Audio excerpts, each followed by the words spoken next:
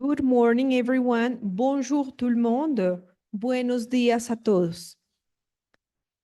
Learning another language is not only learning different words for the same things, but learning another way to think about things.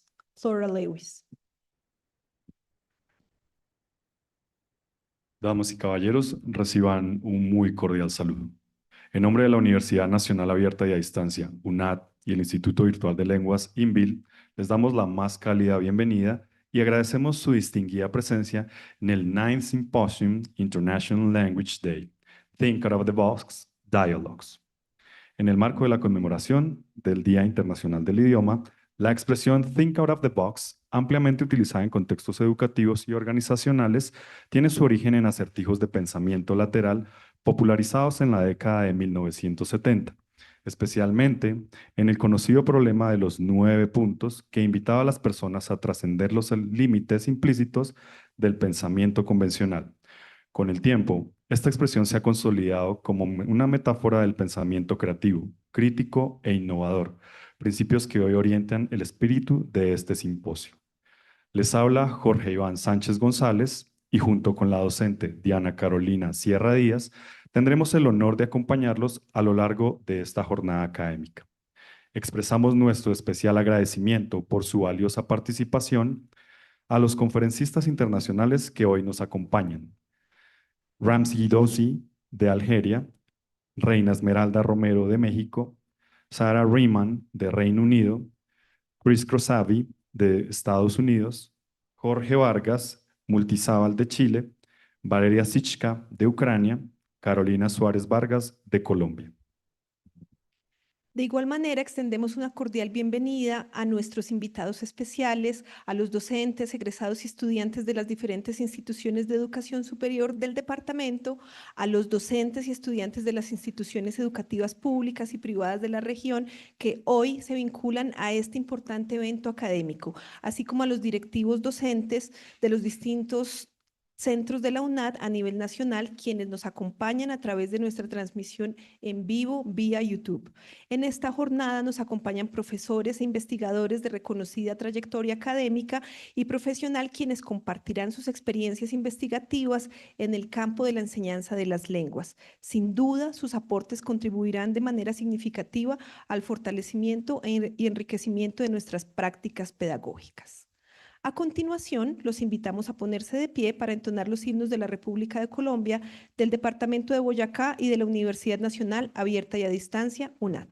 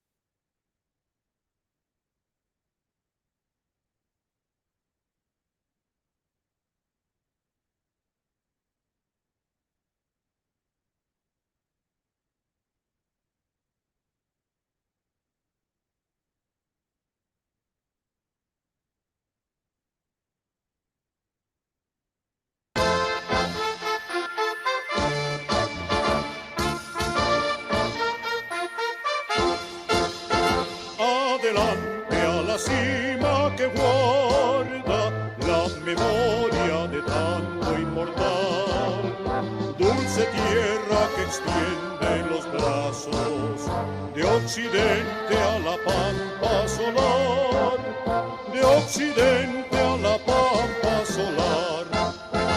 En su entraña hay jardines de hierro, está el oro en el rubio aluvión. Parpadea la verde esmeralda en la niebla del gris socavón, en la niebla del gris socavón.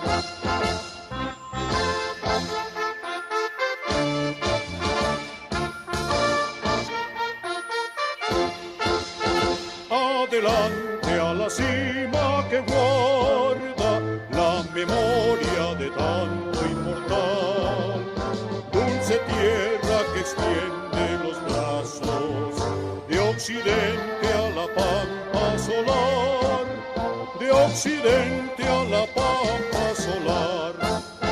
Siempre han sido sus hombres primeros, en el bien, en la guerra, en la paz.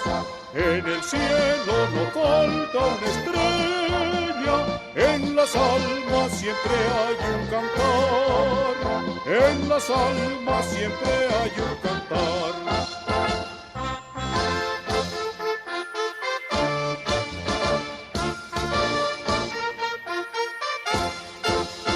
Adelante a la cima que guarda la memoria de tanto inmortal, dulce tierra que extiende los brazos, de occidente a la pampa solar, de occidente a la pampa solar.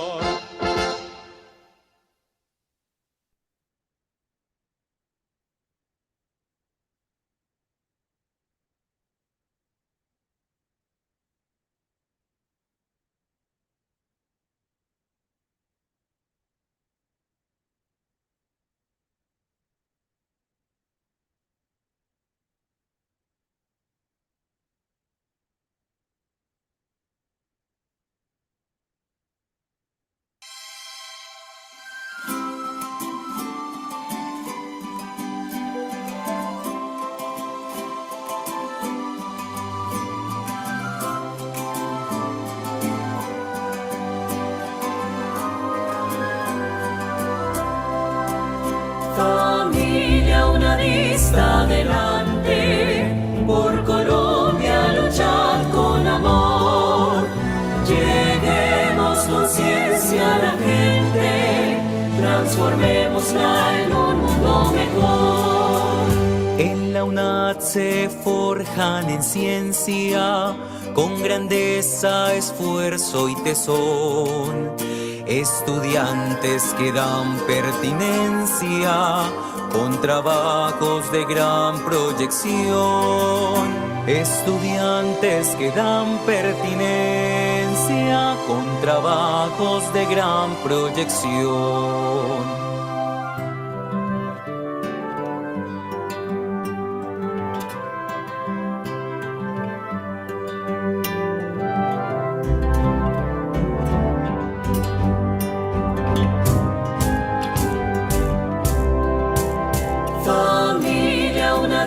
Adelante, por Colombia luchad con amor. Lleguemos con ciencia a la gente, transformémosla en un mundo mejor.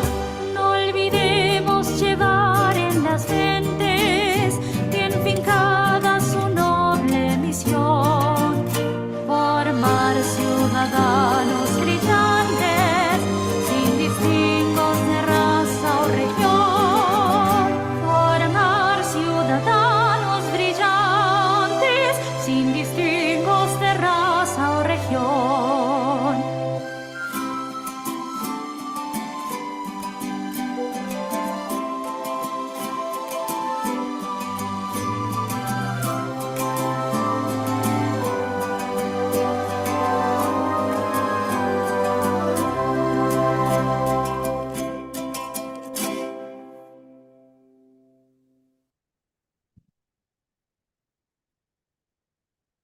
Para dar inicio formal a nuestro evento, los invitamos a escuchar las palabras de apertura a cargo de la doctora Luz Marta Vargas de Infante. La doctora Luz Marta Vargas de Infante es economista y especialista en finanzas, egresada de la Universidad Pedagógica y Tecnológica de Colombia, especialista en pedagogía para el desarrollo del aprendizaje autónomo de la Universidad Nacional Abierta y a Distancia, magíster en administración del Instituto Tecnológico de Monterrey de México y doctora en tecnología instruccional y educación a distancia de la Nova University de Estados Unidos. Gestora de empresas como Creativa Boyacá Limitada, Centro Educativo Suazapagua, VIPS Limitada, Invar SAS. Socia y fundadora de Sociedad Creativa Boyacá Limitada, Centro Educativo Suazapagua, Agencia de Desarrollo del Alto y Bajo Ricaurte, ADEL, Grupo de Acción Local, GAL Valletenzano. Representa en la UNAD, en el Consejo de Educación Superior de Boyacá, CODES, Pro Boyacá, Nueva Licorera de Boyacá. Representante de las universidades, Consejo de Política Social del Departamento de Boyacá. Su dedicación, obra y trabajo ha sido la educación por vocación. Durante gran parte de su vida, actualmente es la directora de la UNAD, Zona Centro Boyacá. Recibamos con un aplauso a la doctora Luz Marta Vargas de Infante.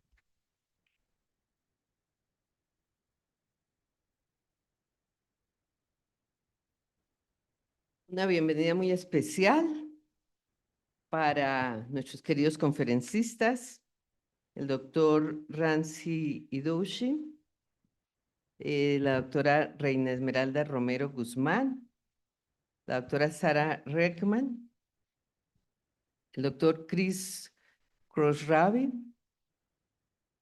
la doctora Vargas Mutizábal, la doctora Carolina Suárez Vargas y la doctora Valeria Sixka. Igualmente para todos los directores de centro de la zona Boyacá, los líderes académicos, misionales, docentes, estudiantes que nos acompañan. Para la doctora Jill Fortune, líder del Instituto Virtual de Lenguas de la UNAD en el país. Y para la doctora Ángela Reyes, líder del mismo instituto en la zona Boyacá. Y todo su equipo de queridos docentes y estudiantes de INVIL en Boyacá.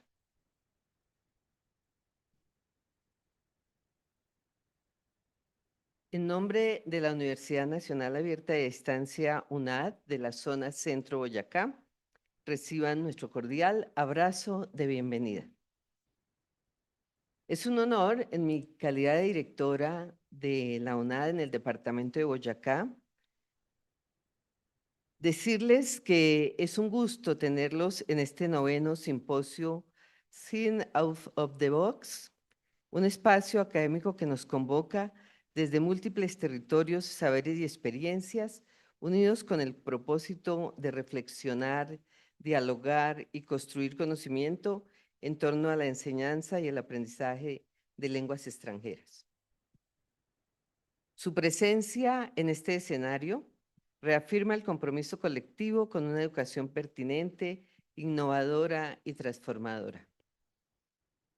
En efecto, los retos contemporáneos nos exigen trascender los enfoques tradicionales, lo cual implica cuestionar nuestras prácticas, resignificar nuestros métodos y abrirnos a nuevas posibilidades pedagógicas mediadas por lo digital, lo intercultural y sobre todo lo humano.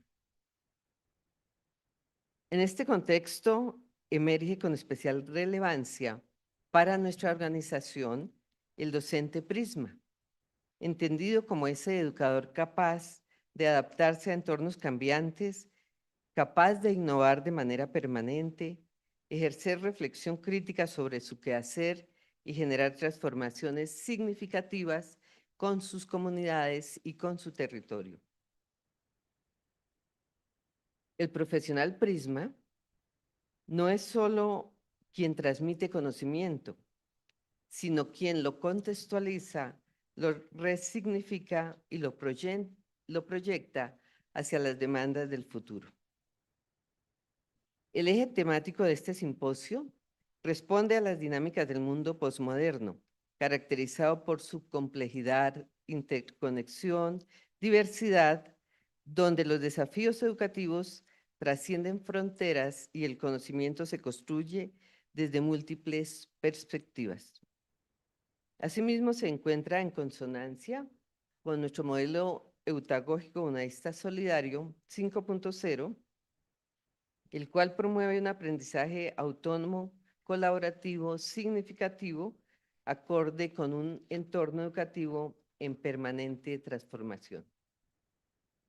En este marco, la enseñanza de lenguas extranjeras adquiere un papel estratégico, no solo como herramienta comunicativa, sino como un puente para la comprensión intercultural, la inclusión y la formación de ciudadanos para el mundo.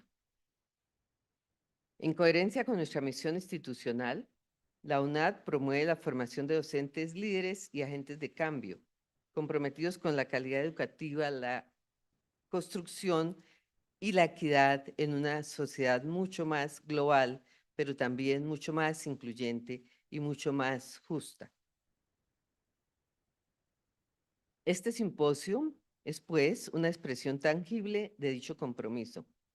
Propiciamos un espacio de convergencia entre experiencias, investigaciones y buenas prácticas que enriquecen nuestro quehacer académico.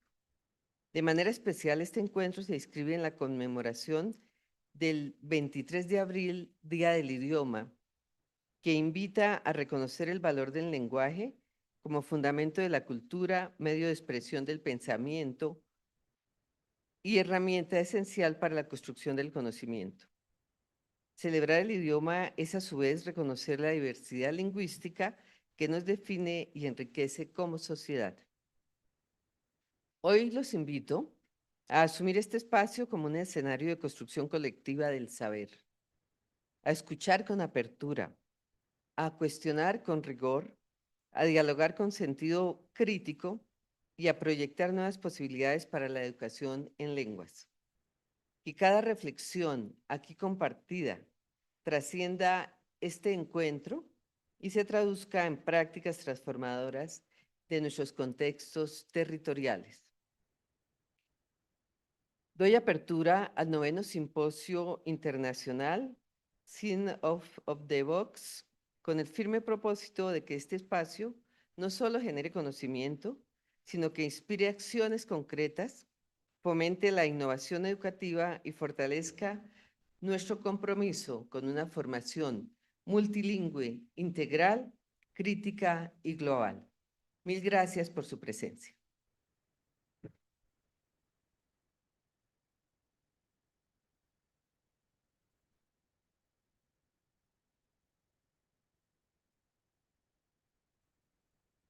Doctora Luz Marta, le expresamos nuestro más sincero agradecimiento por sus valiosas y enriquecedoras palabras. Reiteramos asimismo nuestro reconocimiento por su distinguida presencia y por acompañarnos en este importante evento académico. Seguidamente, nos permitimos presentar a la doctora Jill Fortune, líder nacional del Instituto Virtual de Lenguas, INVIL, quien nos acompaña en este importante espacio académico para compartir sus palabras de inauguración con todos los asistentes. Originally from the United Kingdom, Jill has more than 20 years of experience in English language teaching, as well as in teacher training and academic management across various contexts in Europe and Latin America. She has served as a teacher, lecturer, and administrator in both public and private educational institutions. In addition to working as an academic consultant for ministries, non-governmental organizations, and national and international university systems. Her professional background includes extensive experience in curriculum design and the development of assessment systems with a particular interest in education aimed at fostering intercultural competencies at different educational levels. She holds a master's degree in TESOL and currently serves as director of the Virtual Language Institute at Universidad Nacional Abierta y a Distancia, UNAD INVIL. Jill, it's a pleasure to have you here with us. Thank you very much. Buenos días a todos and good morning. It's a pleasure to be with you, albeit virtually. I would have loved to be there in person, but I'm afraid I had a bit of an accident playing tennis at the weekend, so couldn't make it over to Boyacá. However, it is one of my favourite regions of the country, so I'm thrilled to be able to be part of this opening of the symposium, Think Out of the Box. The symposium is an amazing opportunity for everyone involved, and I would like to congratulate everyone who is participating in the symposium today, because it really is an opportunity to be able to celebrate not only languages themselves, but also the cultures, the identities, and the ideas that they carry with them. It's a space, I guess, for dialogue, for reflection, and for collaboration. Language plays a vital role in shaping who we are and how we connect with the world, not only at the local level, but also at the global level. Today, I guess, we're going to have the opportunity to exchange knowledge, to explore new perspectives, and to inspire one another. And I'd like to take the opportunity to offer huge thanks to all the participants, to the speakers, of course, and naturally to the organisers, not only to la doctora Luz Marta, to Angela Reyes, but to all of the INVIL members and all of the members of the university who have made the event possible. So thank you very much. I hope you can all find the time and the motivation to engage actively with what we see. I've seen the agenda and I know we've got some amazing speakers on there today from all over the world. So please do take the opportunity to share your insights and make the most of this meaningful academic space. And above all, enjoy the day. Thank you so much and enjoy. Agradecemos a la doctora Jill Fortune por sus valiosas palabras que fortalecen el sentido institucional de este encuentro y reafirman el compromiso del INVIL con la formación en lenguas y la innovación educativa. Nos permitimos presentar a la doctora Gloria Esperanza Osman Mora.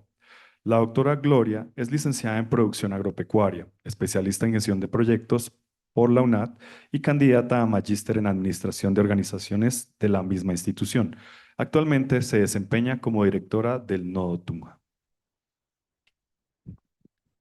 Acto seguido, damos paso a la doctora Ángela María Reyes Echeverría, líder del Instituto Virtual de Lenguas INVIL, Zona Centro Boyacá, y líder de la organización de este evento, quien nos compartirá sus palabras de apertura y contextualización de esta jornada. La profesora Ángela Reyes es educadora multilingüe, instructional coach y líder en el ámbito educativo. Cuenta con más de 13 años de experiencia en Colombia y Estados Unidos, especializada en programas de Dual Language Immersion y en el aprendizaje multilingüe. Es licenciada en lenguas extranjeras, cuenta con un posgrado en gestión educativa y una maestría en dirección y gestión de centros educativos de la Universidad a Distancia de Madrid. Ha desarrollado su trayectoria en contextos internacionales, incluyendo instituciones del programa IBPYP, donde ha promovido prácticas pedagógicas centradas en la indagación, la diferenciación y la ciencia de la lectura. En su rol como instructional coach, acompaña a docentes en el fortalecimiento de sus prácticas pedagógicas, especialmente en inmersión dual, conciencia fonológica y evaluación efectiva. En 2024 fue reconocida como Teacher of the Year por Amplify. Actualmente se desempeña como líder del Instituto Virtual de Lenguas INVIL de la UNAD Zona Centro Boyacá, desde donde impulsa procesos de cualificación docente e innovación educativa en la región. Su labor se fundamenta en la convicción de que el multilingüismo y el liderazgo docente son motores clave para la transformación educativa. Sin más preámbulos, le damos la bienvenida a nuestra líder INVIL, ZC1. Buenos días a todos. Bienvenidos al 9º Simposio Think Out of the Box, Dialogues. Es un honor ser parte de esta 9ª versión y especialmente ser testigos del camino que hemos recorrido como unidad académica. Ver cómo los educadores Prisma han crecido, no solo en experiencia, sino en la consolidación de prácticas cada vez más innovadoras, críticas y transformadoras. Reafirma el sentido de este espacio y el impacto de nuestro quehacer educativo. Este encuentro, en modalidad híbrida desde el Auditorio SEAT Tunja y con conexión virtual de alcance nacional e internacional, refleja con claridad lo que somos hoy. una comunidad académica que trasciende fronteras físicas para dialogar desde múltiples realidades, saberes y contextos, en coherencia con una educación abierta, flexible y mediada por tecnologías. La jornada académica que hoy nos convoca integra ponencias orientadas a la socialización de investigaciones y experiencias, junto con talleres de carácter práctico y participativo. Estas actividades se articulan en torno a 3 ejes fundamentales. Hemos elegido digital, intercultural y pedagógico, concebidos como escenarios dinámicos para el diálogo, el intercambio y la construcción colectiva entre participantes e invitados nacionales e internacionales. Nos reúne una convicción profunda. La enseñanza de lenguas ya no puede pensarse desde esquemas tradicionales. Hoy el lenguaje es identidad, es cultura, es tecnología, es poder. En consecuencia, exige nuevas formas de ser enseñado, comprendido y vivido. En consecuencia, en consecuencia, sí, en las que el rol del docente como mediador y del estudiante como sujeto activo del aprendizaje cobran un significado renovado. Este simposio propone una mirada integradora en la que lo digital, lo intercultural y lo pedagógico no se entienden como categorías aisladas, sino como tensiones vivas que atraviesan nuestras prácticas. Aquí convergen la inteligencia artificial, la ética, la traducción y la memoria, la inclusión y la innovación, lo global y lo local, en un ejercicio coherente con la formación integral y el aprendizaje autónomo que promovemos. La expresión "think out of the box" surge de un acertijo clásico cuya solución solo es posible cuando dejamos de asumir límites que en realidad no existen. La caja es mental, no real. En educación con frecuencia operamos dentro de fronteras invisibles que nosotros mismos hemos construido. Este simposio es, entonces, una invitación a trascenderlas, a cuestionar y a resignificar nuestras prácticas, asumiendo la innovación como una postura crítica y consciente, porque transformar la enseñanza de lenguas implica, ante todo, atreverse a pensar diferente. Because teaching languages today is not only about learning how to communicate, but about helping people become critical, responsible, and globally aware citizens. In a connected and digital world, educators need to rethink their role, not just sharing content, but creating learning spaces where dialogue, diversity, and innovation are at the center. This symposium invites us to step out of comfort zones and rethink what it really means to teach and learn languages in the 21st century. Que este espacio fortalezca nuestras redes académicas, potencie nuestras mediaciones pedagógicas y nos impulse a seguir construyendo, desde la diversidad, una enseñanza de lenguas más humana, crítica e innovadora. Muchas gracias y bienvenidos a todos.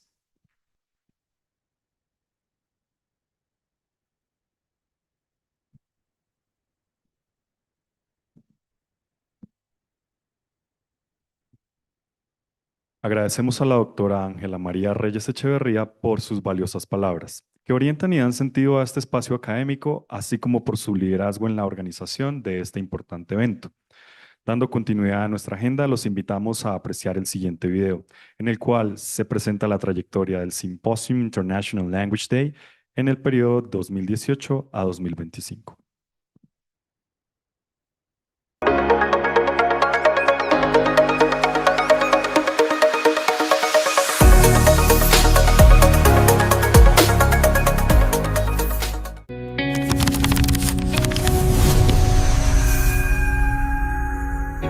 Let's break out the limits. Are you ready to rethink how to teach languages? Welcome to our 9th Symposium 2026. Think out of the box, dialogues. This is more than an event. It's a space to connect ideas, cultures, and people. Be part of the educational innovation. We are transforming language teaching. Just click to join the change.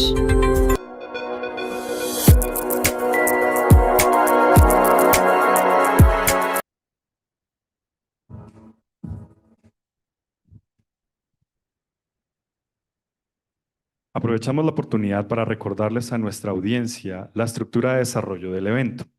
El simposio se organiza en torno a 3 ejes temáticos: el eje digital, el eje pedagógico y el eje intercultural. Para cada uno de estos ejes se ha programado una ponencia seguida de un espacio de taller. Las ponencias tendrán una duración máxima de 20 minutos, seguidas de un espacio de 5 minutos destinado a la interacción y preguntas del público. Por su parte, los talleres contarán con un tiempo de desarrollo de 25 minutos. Con el fin de garantizar el cumplimiento de la agenda, se emitirá una señal sonora 5 minutos antes y nuevamente 1 minuto antes de finalizar el tiempo asignado a cada intervención.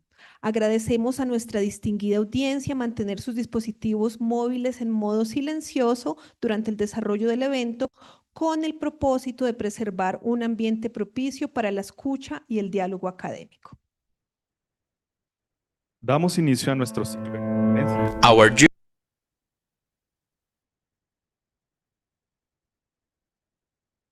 journey has been defined by constant evolution. In our 4th and 6th editions, we explore the frontiers of technology and virtual education, setting the stage for a new era of learning. By the 7th Symposium, we embrace the transformative impact of artificial intelligence in education. And in our 8th edition, we highlighted the lived experience of rethinking the language learning in global contexts. Today, all these dialogues converge into our most ambitious encounter yet, proudly organized by the Virtual Institute of Languages in Ville, Adunats, Boyacá Zone. This year, we focus on the fundamental tracks: digital, intercultural, and pedagogical, rethinking language learning in global contexts. It's time to think out of the box. Join our community. We are waiting for you.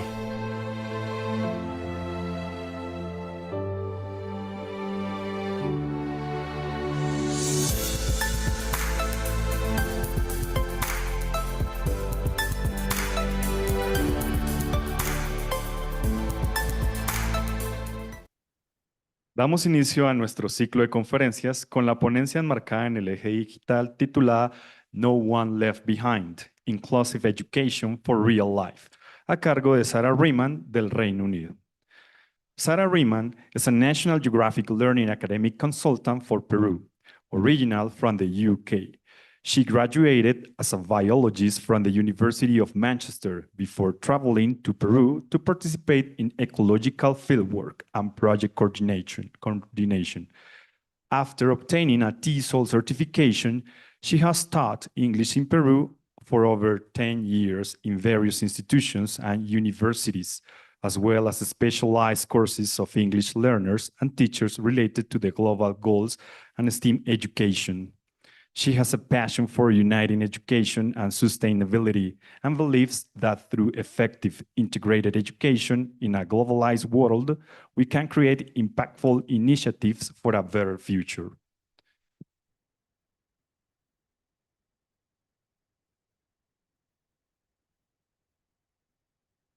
Good morning, teachers. I just want to check that everyone can see my screen okay.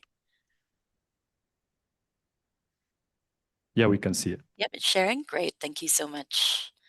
So welcome. This morning, I've been asked to talk about inclusive education. So here we go as part of National Geographic Learning. And we want to make sure that nobody is left behind. Now, this idea of inclusion needs to come from our deepest belief that the teacher needs to ensure that we know that every child has something to offer in the classroom and that we are better off learning together and including everyone. This aligns with our global goal number 4 in terms of quality education.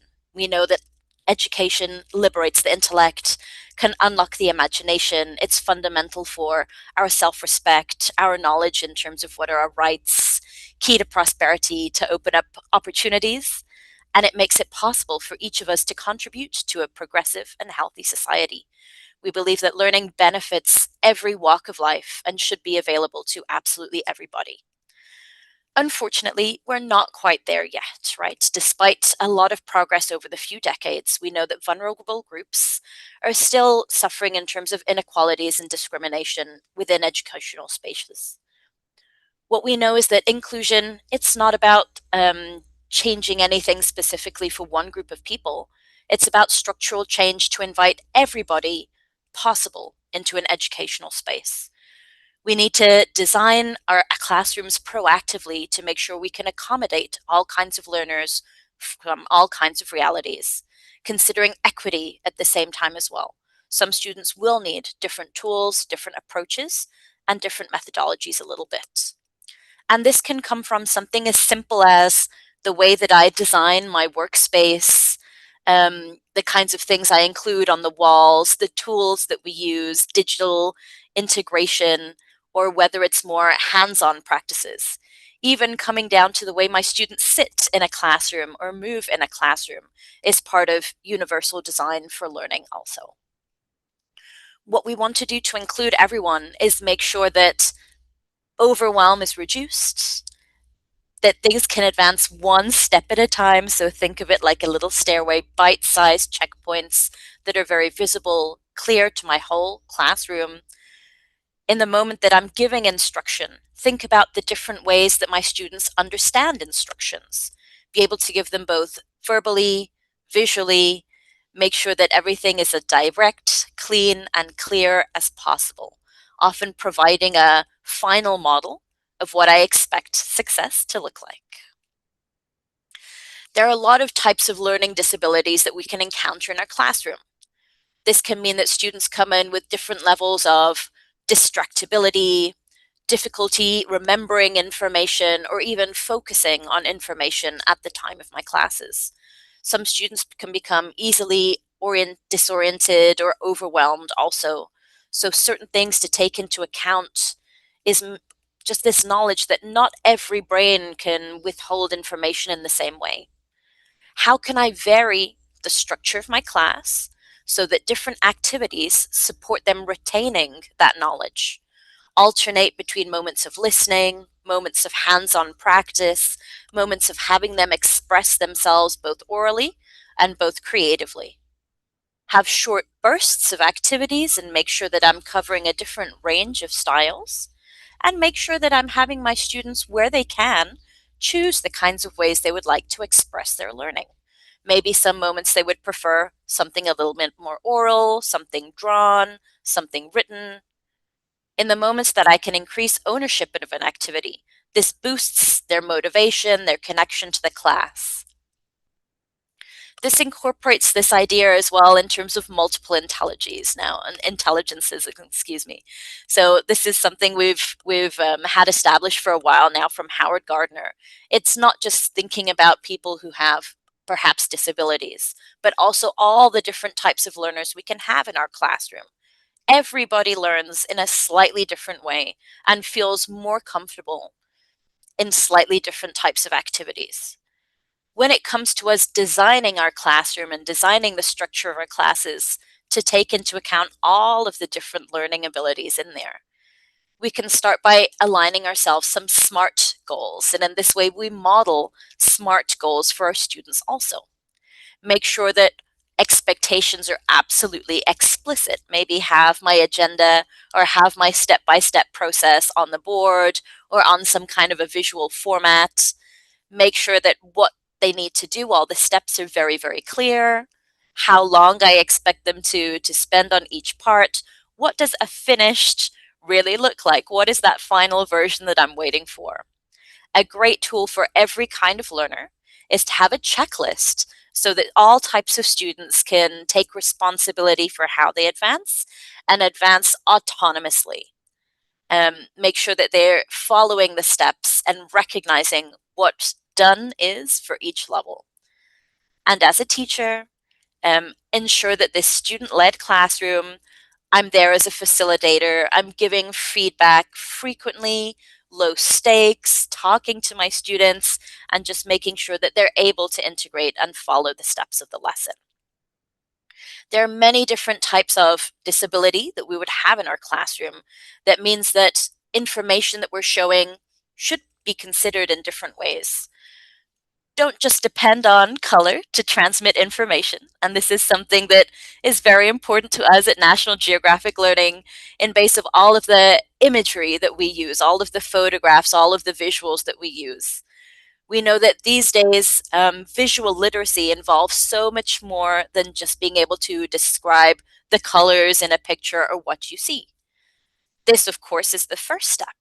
It's great to involve students in terms of describing an image and seeing how well they can describe specifically everything that they're seeing, making sure that those that perhaps have difficulties in terms of visualization are able to understand what is going on in the picture before we take it deeper. How can we interpret what is happening in this image? What things do we see? What do we understand is going on here? How does it make you feel when you look at the picture? We go beyond simple observation to interpreting, analyzing, and describing. In terms of using imagery, it's very important to be able to magnify certain parts, focus on one element at a time, consider both concentration and visual impairments in this case, and make sure that we're able to go into detail about anything that I want my students to notice visually.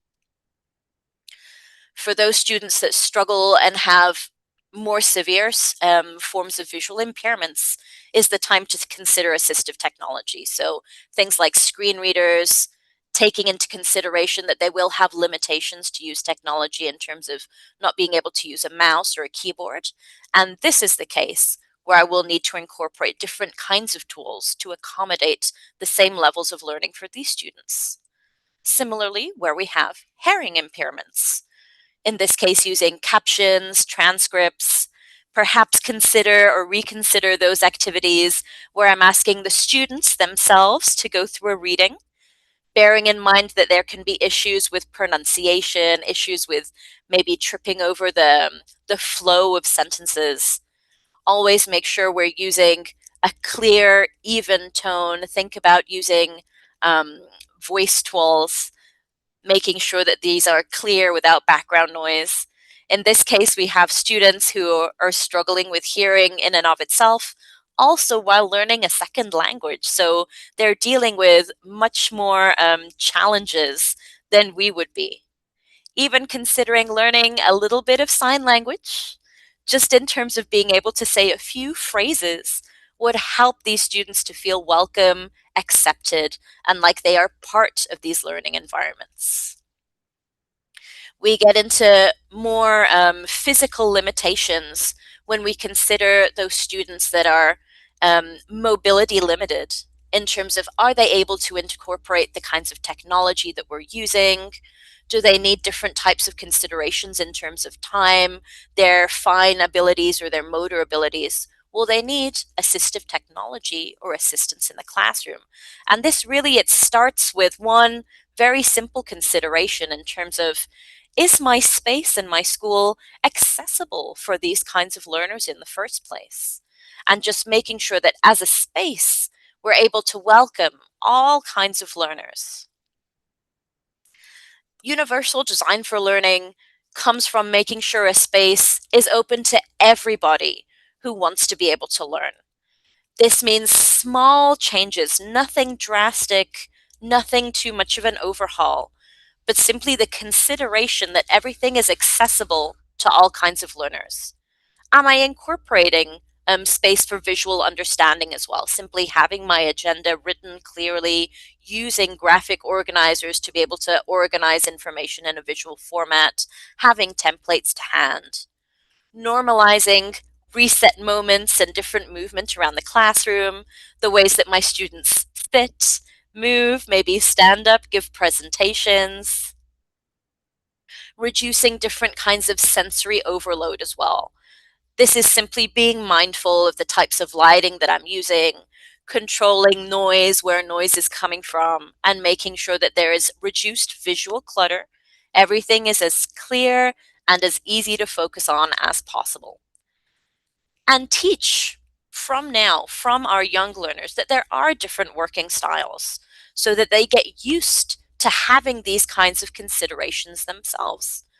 They understand some people need quiet sometimes. Some people need movement sometimes. We create that space and that empathy in itself for our learners in the classroom. In terms of incorporating all kinds of students, it is usually the environment that makes learning or incorporation into a space disabling. Small tweaks, small changes in how the environment looks and feels, how a lesson can be structured, the types of activities can mean that all the students that walk into a space can be absolutely nurtured. Consider the types of engagement that we're using. Are different types of students, different types of learners represented in the way that I'm showing my activities? Am I allowing space for students to show their learning in different kinds of formats? Ones who prefer oral participation, written participation, the ability to do a recording in a stress-free environment versus those who prefer to do a collaborative moment in a group. Am I providing distinct moments where they can participate? A simple change can create a very, very powerful impact. Thinking about accessible formats, not just reading, but having the listening at the same time. Describing a visual out loud, making sure that everybody is understanding and connecting with the content. Ensuring that there is physical access to learning spaces, and learning a little bit about the technologies that are available in terms of screen readers, description tools, even AI just add-ons that I can use in terms of speech to text or text to speech. There are many ways just small tweaks can support inclusive classrooms. There are small design ideas, different types of pedagogy methodologies in terms of modeling for my students, giving different types of choices, teaching them these self-management skills in terms of seeing a visual agenda with the timelines and understanding how they should be structuring their learning. For any that are interested, I do have a very, very quick guide in terms of universal design for learning, just in terms of a checklist. And it can be things as simple as, at the beginning of the class, I have shared a clear agenda. I'm making sure my tasks are in small, manageable steps. I'm giving instructions both verbally, they're both verbally, spoken out loud, and they're written down clearly, visually visible somewhere. And I'm giving some kind of a model to show what success looks like. They're very, very simple steps to incorporate into a classroom. But as you see, this allows for all types of learners to have absolute clarity in terms of how they should be advancing in a classroom and feel like they have the space there, they are welcome there. It is for them to express themselves. Inclusion's not about bringing people into what already exists, but it's about rethinking our space and refreshing our space to make it better accommodating for everyone. This depends on us as teachers to really take notice of and provide just these small changes, small tweaks, where sometimes it is just us who notice that, the one child in a classroom who wants to be there, but is struggling. It just takes one teacher, one moment to notice this child and consider what small changes we can make to have them feel more accepted in the classroom, to make learning more accessible to them. So I'm ending with a quote from the great Nelson Mandela: "It's not beyond our power to create a world in which all children have access to a good education." Thank you so much. That is my time. We are National Geographic Learning, bringing the world to the classroom and the classroom to life. Thank you so much for this space today. Thank you, Dr. Freeman. Invitamos ahora a nuestra conferencista a dar respuesta a las preguntas formuladas por el público.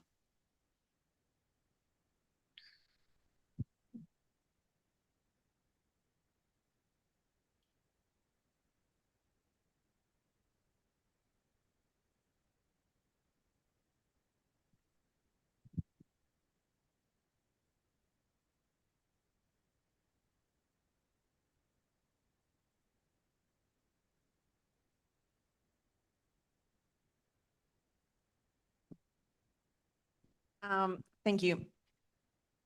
Mm,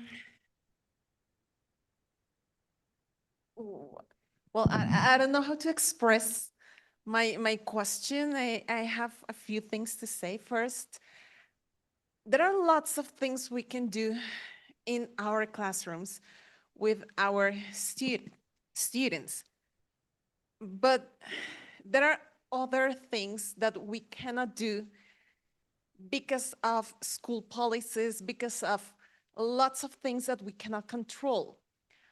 In your case, if I'm not mistaken, you're right now in Peru, right? Yes. You see that schools in Peru, or at least in the area you're in, they're really committed to this inclusion? Because sometimes it's difficult for us to do many things. We would love to do so many things, but because there are not simple things like internet connection, yeah, there are things that we cannot do. How do you see that situation where you are, and at a country level, like is the government really interested in this inclusion in education? Thank you, Miss, for your question. I did focus today just in the time that I have in terms of what an individual teacher can do, but you're absolutely right. There's a big difference between there being a policy and it being actually supported in terms of implementation. You asked in terms of here in Peru, there is the policy that there should be certain levels of inclusion in the classroom, but as we know, the reality in terms of that being supported genuinely and teachers receiving the tools, the training, the preparation to be able to genuinely do that in the classroom, there's a big difference between those two, right? In terms of our ideal outcome and the reality. That is the unfortunate truth that we have. What I wanted to focus on today is kind of these small tweaks that one individual teacher can incorporate in the classroom. Because when we start to look at this bigger picture, it is a struggle. And it is kind of an uphill battle a lot of the time. Depending on a policy to make a change is when it's not going to happen, basically. What is within our hands, what is within our capability is to make the small changes we are able to make, to raise our voices in the opportunities that we are seeing something that we can make a change in or request our school to consider to make a change in. Change starts with small steps at a time from us as individuals in what we can do in our classrooms right now, because changes in policy that come with all the tools that we need, it's going to be a long wait to really ensure that those come through, I'm afraid.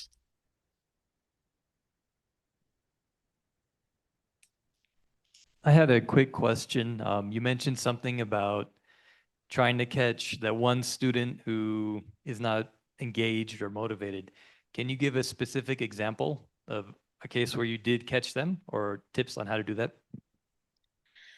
The cases where personally I found this, and this did admittedly come from in terms of having a training, having a workshop in terms of recognizing children on the autism spectrum. Sometimes just small behavioral changes in terms of they would separate themselves out from the classroom. You'd notice they'd struggle when you have audios. You'd notice that they'd struggle in terms of how to start a task in the first place. There'd be students that capture the idea very quickly, are very active, move, get things ready, very excited to go. And there are other students that just struggle in terms of what is the starting point. This comes from just observation at the beginning. Which ones are the students that struggle in terms of finding that starting point? And how can I help them in terms of giving them a specific model, one specific line, just having them focus on, okay, you don't need to worry about the big picture right now.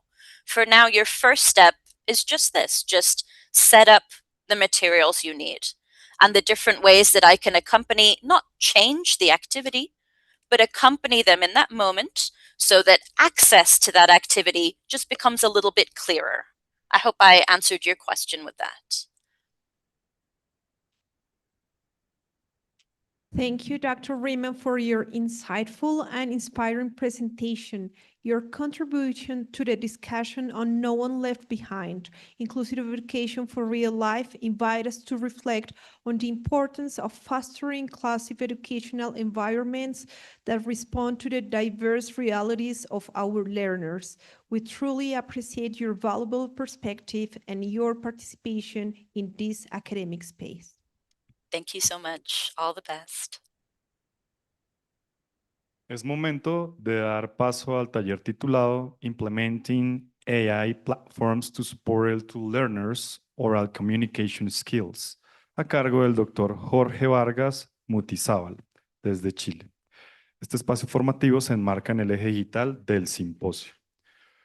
Jorge Vargas Mutizábal is a PhD candidate in Spanish bilingualism and second language acquisition at Rutgers University. He's originally from southern Chile, where he completed his undergraduate studies in ESL teaching at Universidad Austral de Chile. He later earned a Master of Arts in Language Pedagogy with an emphasis on Spanish from the University of Utah. In recent years, Jorge has focused on teaching Spanish in the United States and conducting research on morphosyntactic development in second language acquisition. Welcome, Dr. Vargas. Okay, hello, can you hear me? Yeah, we can hear you. Okay, thank you very much for having me today in this event. I haven't earned a doctorate yet, just I hold a master's degree. Anyway, so to get started with this presentation, the title is Implementing AI Platforms to Support L2 Learners' Oral Communication Skills. This presentation focuses on the use of AI technologies to help L2 learners develop higher proficiency in speaking. I will center specifically on how to make a personalized AI chatbot for your L2 classroom with ChatGPT. So it will combine on the one hand the use of AI chatbots and L2 proficiency in speaking. So to speak a second language with high proficiency, specifically speaking, L2 learners need to have a lot of practice and a lot of exposure. So it is a tremendous amount of time that learners need to be exposed to the target language in order to speak fluently a second language. And unfortunately, in the traditional language classrooms, learners sometimes do not have enough time to have that practice, to have that space of practice. And when they have it, it is sometimes only limited to the input they receive from their instructors and the peer interaction and the communication with their peers. So as a solution and using AI, some programs across the globe have been trying to expand and open new opportunities for the students to use to use AI as a conversational tool. And recent research findings have shown that AI tools can support the development of L2 speaking skills. And they can also help students with different aspects of speaking, fluency, and also with foreign language anxiety. Some learners might not feel comfortable in the beginning stages of acquisition, speaking in their second languages. Speaking to an AI chatbot can help them be more confident or gain the confidence needed to speak a second language. Some of the advantages of using this technology is that it is accessible. The only thing needed is pretty much an internet connection. I'm so sorry if I'm not entirely familiar with the connection, internet connection in Colombia, or if it is available for all students there. This just comes from the perspective of the United States. So you can maybe share with me in the comment section. Well, another advantage is that they are low cost or free. And again, they can help learners with anxiety. And they can be a tool to complement L2 instruction. And also that AI tends to produce little to no language errors. Artificial intelligence does make errors, but most of them are not related to language, in my personal experience. Some AI chatbots. You might be familiar with Alexa.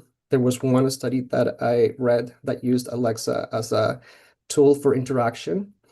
Some other ones more dedicated to second language learning are Elsa or Speaks.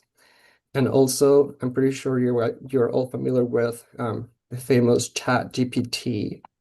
I know that ChatGPT can be controversial for several reasons. And I'm not in this presentation. This is not an invitation to use ChatGPT. It is more of a demonstration of how ChatGPT can be a useful tool and could be implemented to help learners have this opportunity to engage in conversations with the tools that ChatGPT currently has. So there are two possibilities in which learners or in which you as a teacher, as a language teacher, can use ChatGPT. So the first option is to give the students prompts, language prompts that you can create about any topic that you might be covering in class. The option two could be to program ChatGPT, and I will explain how both of them work in this presentation.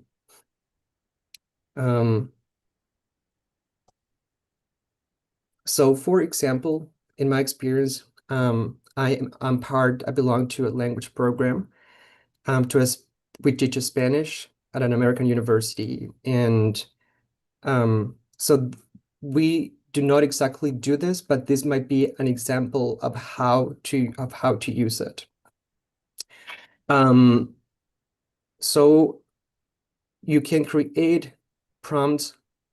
For example, I have two examples here, and I will now go ahead and speak Spanish. Hola, quiero practicar mi español contigo. Simula que estamos en una entrevista para una pasantía de trabajo en una compañía financiera. Hazme preguntas sobre mi formación, experiencia y capacidades, etc. Corrige mis errores gramaticales después de cada respuesta. So in this case, this prompt gives ChatGPT context that this person wants to practice Spanish. It is also telling ChatGPT to correct their errors. Students would activate the voice mode for this, and they would interact. The second example says, Hola, quiero practicar mi español contigo. Simula que estoy llamando a un restaurante de comida peruana para hacer una reservación. Tú, ChatGPT, eres quien contesta el teléfono en el restaurante. Corrige mis errores gramaticales después de cada respuesta. So in this case, we're simulating two scenarios. And the idea is that students will interact with ChatGPT, will receive language input from the responses that the chatbot gives them. You might be thinking about a limitation of this, and this prompt, this this idea with prompts has some limitations.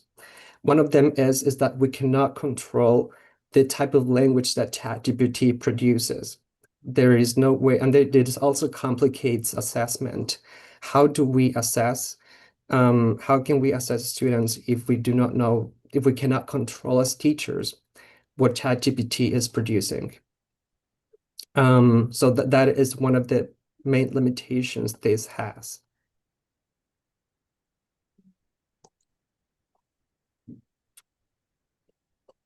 And then, so in order to solve that limitation, a possibility is to program ChatGPT.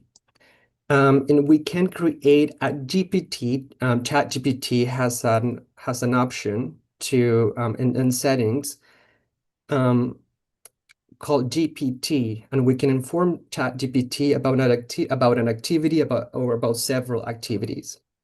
So this comes from a real example that we use in our classrooms, well, not in our classroom, as homework. So ideally, this can be given as homework.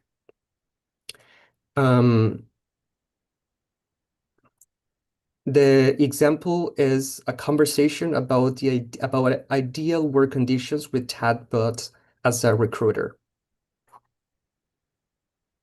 And I recorded myself doing the example, so I will show that in just 1 second. Oh, before that, I wanted to talk about a limitation of this, though, is that a premium account is needed for this. The cost is about $8, and the teacher might need to have a premium account for that. But the other people, the students do not need a premium account.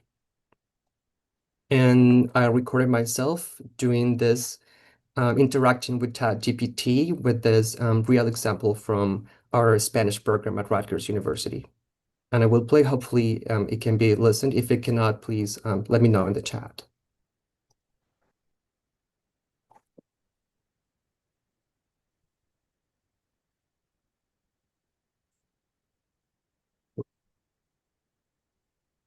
Oh no, sorry, did I?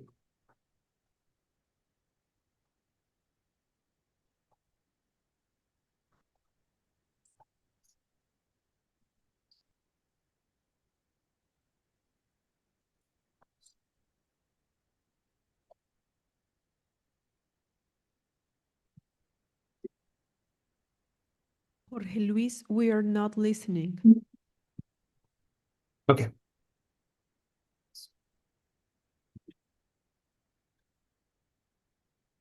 Okay, so can you hear me though? Hello? Yes, yes, we can. Okay, but you cannot hear the video. That's correct. Okay, okay. Would you mind telling me how much time left do I have? How much time does Jorge Luis have, Debbie?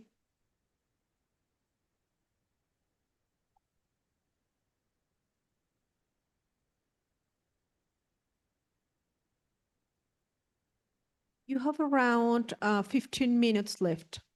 Okay, sounds good. So what I think I might do, I can probably share another example that I created for this presentation. So, okay, I apologize for this inconvenience. I will reshare again my screen. Okay. Okay. Okay, can you see my screen? Okay. Yes, we can. Okay, thank you very much. So, well, I will talk about what I did in this example. So, in this case, we trained ChatGPT. I'm going to change my screen. Okay, so this is what the GPT looks like. So in instructions, we would inform ChatGPT about what we wanted to do with our students. So in this case, this was a conversation about work conditions, about about the type of job where I would like to work. and ChatGPT was trained to ask me questions, to make me ask them questions. So it would say, otra pregunta. So for example, ¿te gusta I asked them, ¿te gusta trabajar solo en equipo? And they would respond something like, me gusta trabajar en equipo. ¿Te gusta viajar para el trabajo? Sí, me gusta viajar o no me gusta viajar. And then ChatGPT would ask the person to provide a response. So this is what it does. And I created an example yesterday to share with you. So to create a GPT, we first can give any name. I created a very simple example. A common topic across L2 languages, and whenever we learn or teach a language, are routines. So my example is regarding that. So the name I give to this example is Prácticas sobre rutinas. And then I added a description. Well, that is not there, but anyway. Anyway, so then in instructions is where I inform the GPT what to do with my student. In this case, I wrote, esta es una conversación oral. So ChatGPT will prompt the student to activate the voice mode. And then I told him, haz las preguntas y luego haz que el estudiante te haga preguntas sobre tu rutina. 3, corrige los errores gramaticales de los estudiantes. So in this case, we are informing ChatGPT. We're telling them how to interact with the student. And we're telling them to correct the mistakes of the students if they make mistakes. Responde con un lenguaje fácil de comprender para un estudiante de español 102. Sigue este orden específico. Vas a preguntarle al estudiante las siguientes preguntas. ¿A qué hora te levantas? ¿A qué hora comes desayuno? ¿A qué hora vas a la universidad? ¿A qué hora almuerzas? ¿A qué hora te acuestas? Then the GPT asks for a conversation started. It can be anything that could help the student start a conversation. In this case, I wrote, te voy a hacer preguntas sobre tu rutina. ¿Listo? Another interesting feature about the GPTs is that we can input knowledge to the ChatGPT. So we can feed more information. Let's say that the language program where you teach at has a specific maybe guidelines about maybe a rubrics, maybe a standards about language production, and you want to inform ChatGPT. And the fun part of this is that ChatGPT can learn whatever you give them. And you can train them to do and give the information for it to perform in the way you want it, what you want it to perform.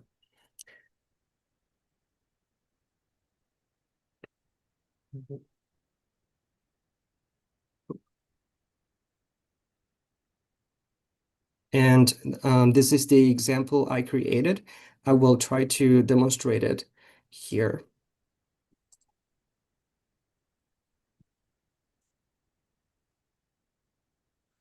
Can you see my screen? Yes, we can. Okay, can you see the ChatGPT screen? Sorry. Let me see. Hola.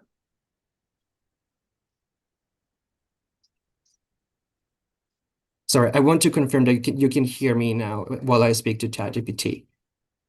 Yes, we can. Okay, thank you very much for doing that. I will go ahead now and do it. Hola.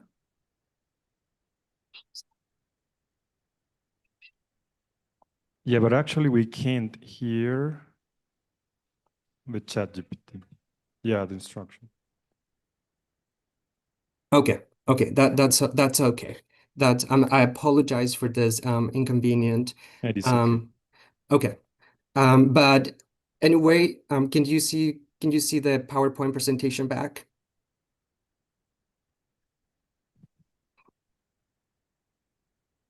What we are watching right now, Jorge Luis, is just a message on the screen saying try this chatbot. We're not watching your ChatGPT screen you're talking about. Okay, okay, okay. Let me see if we have time. Let's try one more time. We got 5 more minutes, though. Okay. Well, I don't know if that's possible for you. Maybe it's going through your headphones.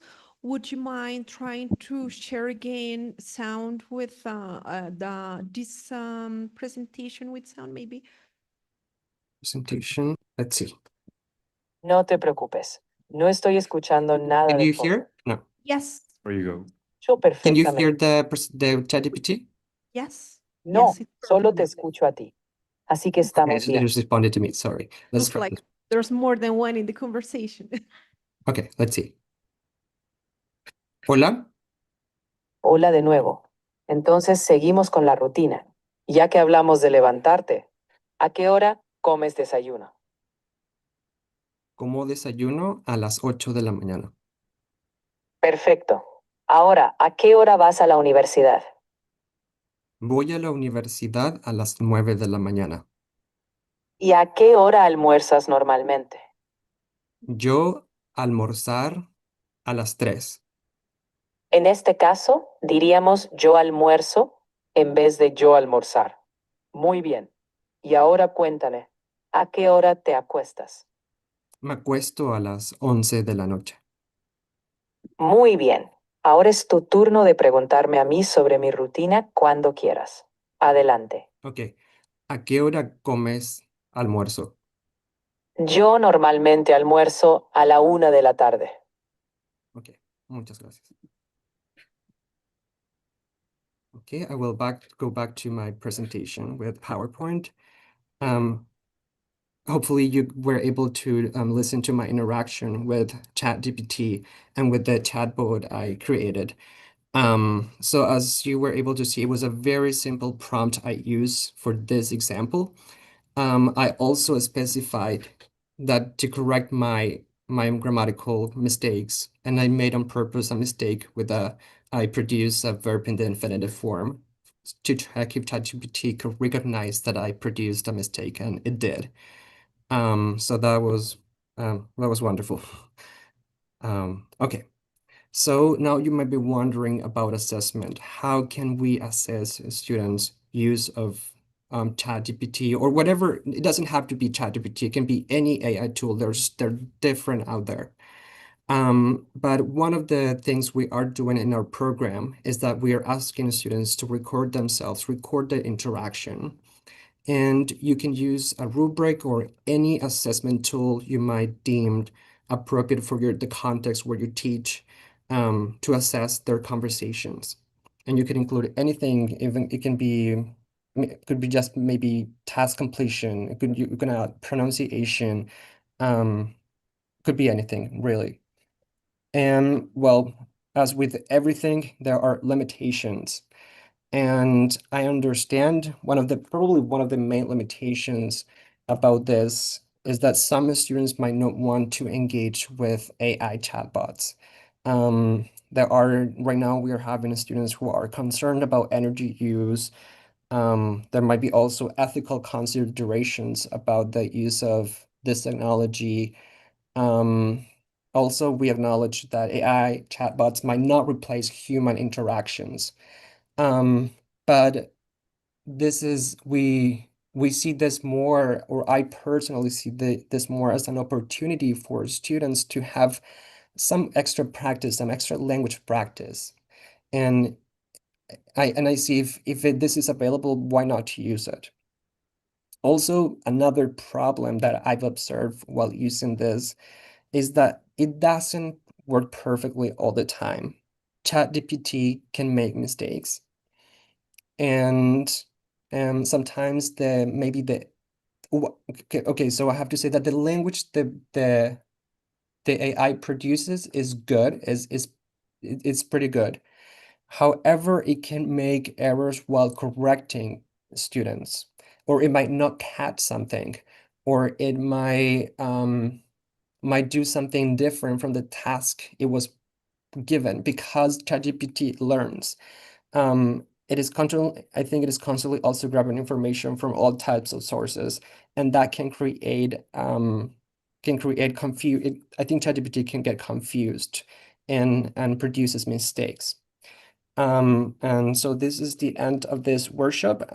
Despite the technical difficulties showing the examples, so I apologize for that, and we can go ahead for questions if there are any questions. Okay, thank you very much, Jorge Luis.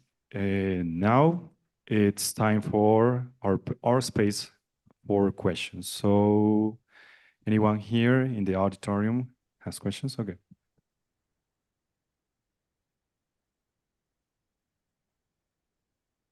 Thank you so much. I just have a question here regarding the use of AI. How do you deal with all the hallucinations that could be happening when, for example, we asked ChatGPT to answer a specific question? So, and is there any kind of troubleshooting for that, or how does it work? Did you say hallucinations? Yes, hallucinations from the ChatGPT or any kind of LLM. Yeah, absolutely. So that is a big concern. That is something that unfortunately we do not have control over. This technology is constantly evolving, and we hope that at some point they'd find a solution for it to avoid those hallucinations. But unfortunately, we cannot control that, and there is nothing, even with the premium version, it is still does it creates noise, and it does things that it shouldn't do. Yeah.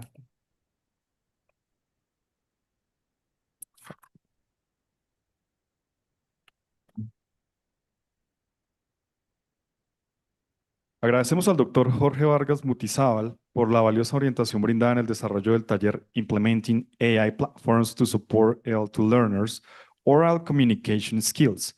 Su aporte, enmarcado en el eje digital del simposio, nos ofrece perspectivas pertinentes y aplicables para el fortalecimiento de las habilidades de comunicación oral en segundas lenguas, integrando de manera crítica e innovadora el uso de plataformas de inteligencia artificial en contextos educativos.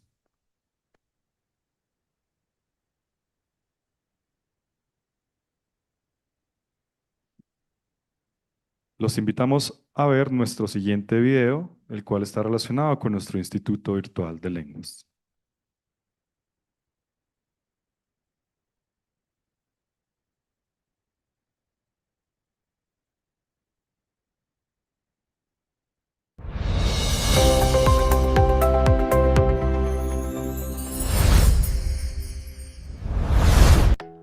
Let me tell you something most people won't admit. It was never about the language. It was about confidence. Ladies and gentlemen, excuse my English because it's not very looking. Not very good looking. Remember that my English is not very good looking.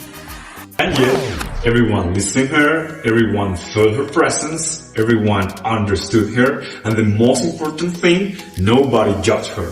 And here's the truth. Confidence doesn't comfort, it's built. Because the moment you can express your ideas in another language, something changes. You walk differently. At the Virtual Language Institute, we don't just teach English, French, Portuguese, or Italian. We train something more powerful, your voice. InBill exists so that maybe later becomes a right now. Flexible programs, real progression, a community that supports you. Discover InBill. Build your confidence.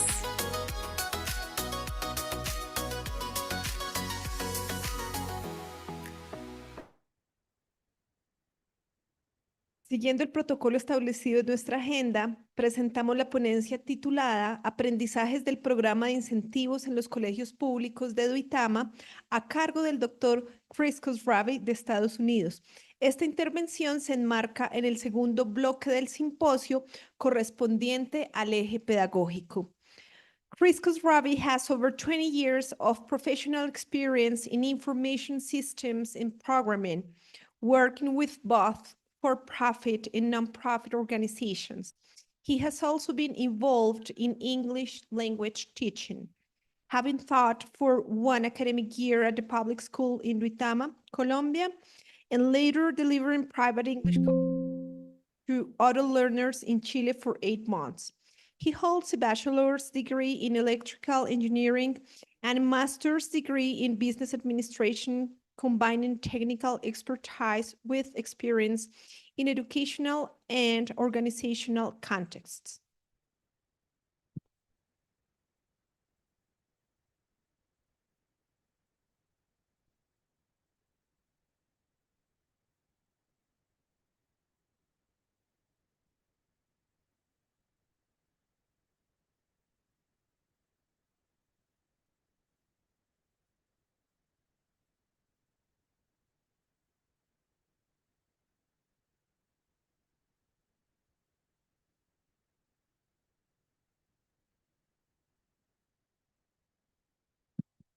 Hello, good morning. So my name is Chris Khosravi. I am not Colombiano, as you can tell. I'm from San Diego, California, in the United States. And I'm going to speak to you about the academic incentive program that we've been developing the past few years. Next. Okay. So the agenda, I'll speak a little bit about myself, then some observations from the classroom, the timeline of the incentive program and how it works, some of the results and the findings. Next. Turn off.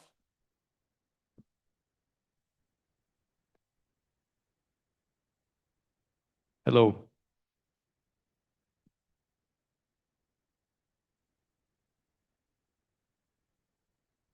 Next. So a question for you all. I know some of you may be teachers in the colegio in your past or at other levels. So I want you to think about your students. What is the most important characteristic? Is it performance, natural ability, effort, or something different? So keep this in the back of your heads. Next, please. So a little bit about myself. Who am I and why am I here? So about 10 years ago, I wanted to have a change in my life. A few things happened, and I decided to come to Colombia. And I taught English in a public colegio in Duitama, in El Integrado, for 1 year. It was great. It was amazing. It was terrifying. It was a lot of things. So it taught me a lot, but overall, it was a very good experience. Next. Okay. So if you know me, you know this story. When people ask me, what do I like about Colombia? I say 3 things. One is the food. La yuca frita. Oh, it's delicious. The second thing is the landscapes. And the third thing is the people. Next. Some new vocabulary that I learned in Colombia. The first thing they taught us is no dar papaya. Very good lesson. Next. The second thing that my students taught me is if you had a situation that was bad, uish, paila. And the third thing I learned is I was sitting with my co-teachers and they kept talking about los chinos this and los chinos that. And I'm thinking, why are my Colombian teachers so interested in Chinese people? They keep talking about these Chinese people. Next. And so I learned that the students are called los chinos. So like I mentioned, I was in the classroom for 1 year and I had some observations from there. Next. Good. So number one, being a teacher is very difficult. If it was purely about teaching, it would be wonderful. But there's a question of how do you motivate your students? How do you handle the discipline? And all of the interruptions in the classroom. So there's so many izada de banderas, so many, oh, can we just have this one student? It was just hard to maintain continuity. Next. The next thing I observed is the majority of the students, they want to be engaged. If you give them an activity that interests them or put them in an environment that they enjoy, you know, they'll pay attention and they'll participate. And the last piece I learned is that the students respond well to a different story or spontaneous activity. So I have a story about this. I came to the class one day and my Colombian co-teacher arrived and she said, I'm sick. You have to teach. My worst nightmare. Being alone in front of the class by myself. So I had a heart attack. And then I said, okay, well, where are we in the textbook? And she said, So I figured, well, I need to do something. So I took out my cell phone. I started playing a song, Vallenato. And so I said, what genre of music is this? Everybody's head turned. So I caught their attention. And then I played another song. What genre is this? Carranga, for example. And then it said, does anybody know how to dance? Everybody's hands went up. So two people came to the front, they started dancing. Everybody was paying attention. It was amazing. So that was the lesson I learned. A spontaneous activity, something unexpected, something that they like it just captures everyone's attention. So I kept that in mind. Next. Okay, next. Okay, so I won't read all of these, but there are different dimensions of motivation that I saw. In each class, there's a group of students that have a high level, some that have a low level, and the teachers themselves, they have different levels as well. And the two main forms of motivation are intrinsic, so those are internal forms. For example, sense of achievement or personal satisfaction. And there's extrinsic, which are external factors like recognition by your peers or incentives. Next. So at the end of that 2016, my 1 year in the classroom, we had an idea. Two of the Colombian co-teachers, they put together a project like a expo or a fair or something. And we said, why don't we give the top 3 groups some kind of incentive? So we gave them the incentive that the top 3 groups, they get a trip to Guatica in Tibasosa, and we have an English immersion with them. Next. And it was wonderful. The kids loved it. I loved it. The Colombian co-teachers loved it. So this was like the spark. This was the initial como la chispa. Next. So the next year we did a pilot program. We decided to do a couple of contracts with some of the colegios. And the idea is very simple. So it's a contract between the teacher and the students. There are academic objectives and academic incentives. And if the students achieve the objective, then they receive some incentive. And so we did it in this colegio in Duitama. And again, the kids loved it. The incentives were very basic, like movie tickets to Innovo, just simple things. But again, this was successful. So we started to develop the program. Next. And we formalized it. The idea is to motivate the students to have a high level of motivation towards English because it opens many doors for them. It'll give them chances to meet people, learn new cultures, and get job opportunities. And the values that we house are respect, punctuality, work ethic, and trust. Next. So the way the program works is the teachers, they pay a registration, la matrícula. Sometimes the colegio will pay it for them. And then they design the contract, offer the contract. Students have to sign the contract. They have to do the work. they turn in the results, and then they receive the incentives. So it's very simple, and it's all voluntary, and the teachers have autonomy. So they can decide the contract, the objectives, the incentives, who wins. So it's very autonomous. Next. And this is the contract, the current one from this year. So again, you see it's very basic, but the idea is to instill in their minds a commitment, like some sense of formality that, oh, I signed up for this, I have to do a good job. Next. Another thing that we found very helpful is interaction with native speakers. Oh, am I speaking too fast or am I okay? Good, okay, thank you. Interaction with native speakers. So we have video calls for the classes that participate. And also we offer native speakers to grade the projects. So they provide feedback from a native speaker. And this really motivates students. Oh, I'm gonna be graded by somebody who speaks English. So it really helps. Next. So 2018, we started with 2 colegios, 10 teachers. And next.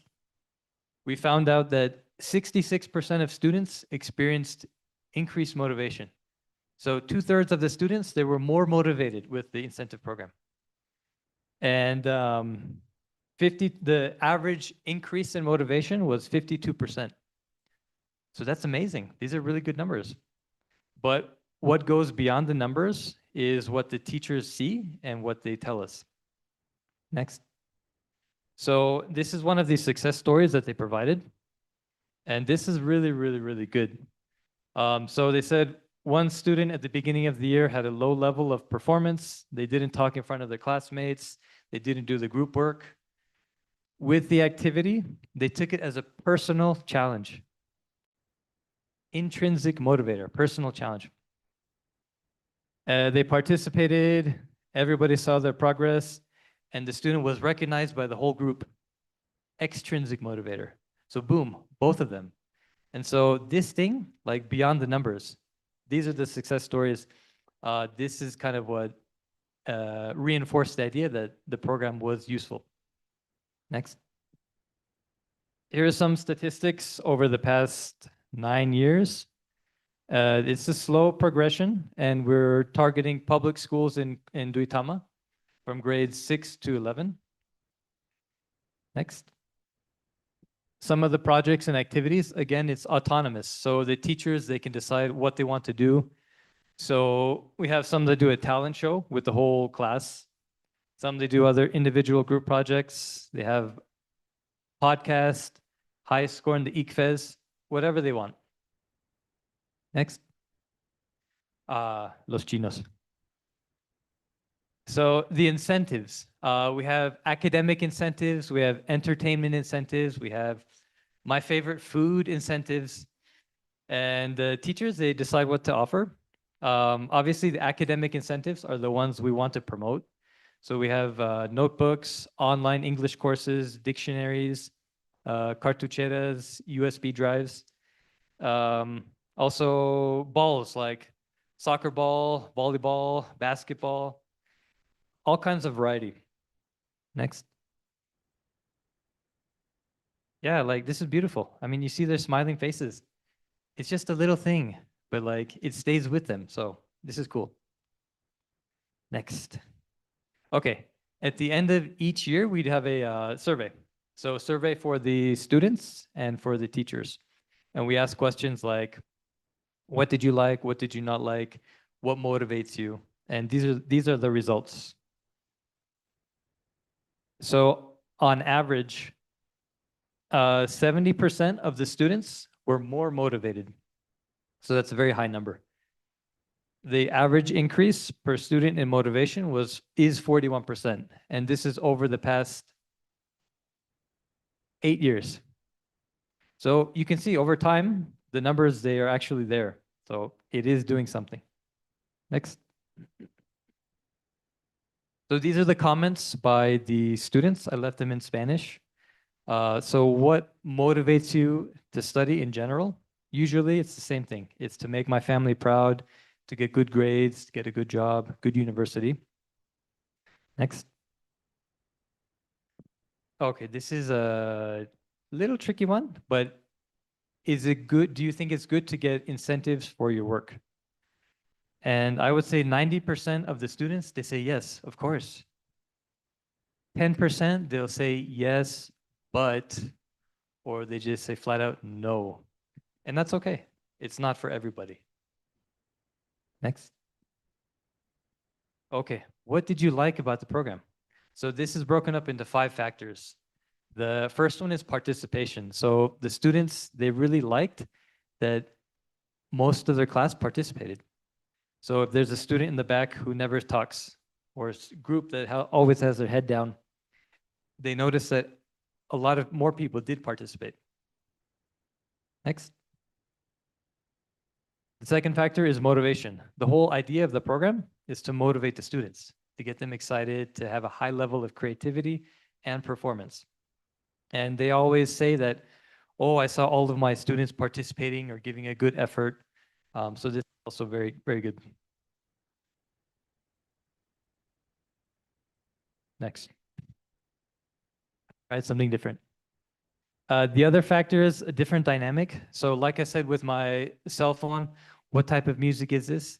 Something different, something apart from the note, from the grade. So they like that part of it. Competition. Everybody likes to compete. It makes it more fun. So competing for a high grade, okay, that's one thing. But competing for like a soccer ball, for example, is very different. So they like the competition. And then the recognition, the extrinsic. So the students, when you put a student up in front of the class and say, oh, Juan Jose, he won the prize. I mean, what a wonderful feeling for the student. And that stays with them. So they like that as well. Next. Yes. Okay, thank you. Okay, what did you not like? Too much competition, and not everybody won a prize. Next. Success stories from the teachers. Okay, so again, this is for me, this is like a window into the classroom. This is the most important part. The teachers know the students. They know what's going on. So when they provide feedback saying that a student had never gotten a grade so high before, like that's positive confirmation. Next. And then there was another one. This is one of my favorites. So there was a student that belonged to a group, an undisciplined group, but they got interested in the project and they voluntarily asked to be put in front of the classroom. Like nobody does that. And they were in charge of the notebooks, they made a good effort, and they got a good grade. So it's reaching those students, that one student who is not engaged at all. Like we see this every year. It brings out some of those students and motivates them. Next. Okay, findings. So this is in the students part. So extrinsic motivators are effective. So providing incentives is effective. Sometimes they just need a little push, una chispa.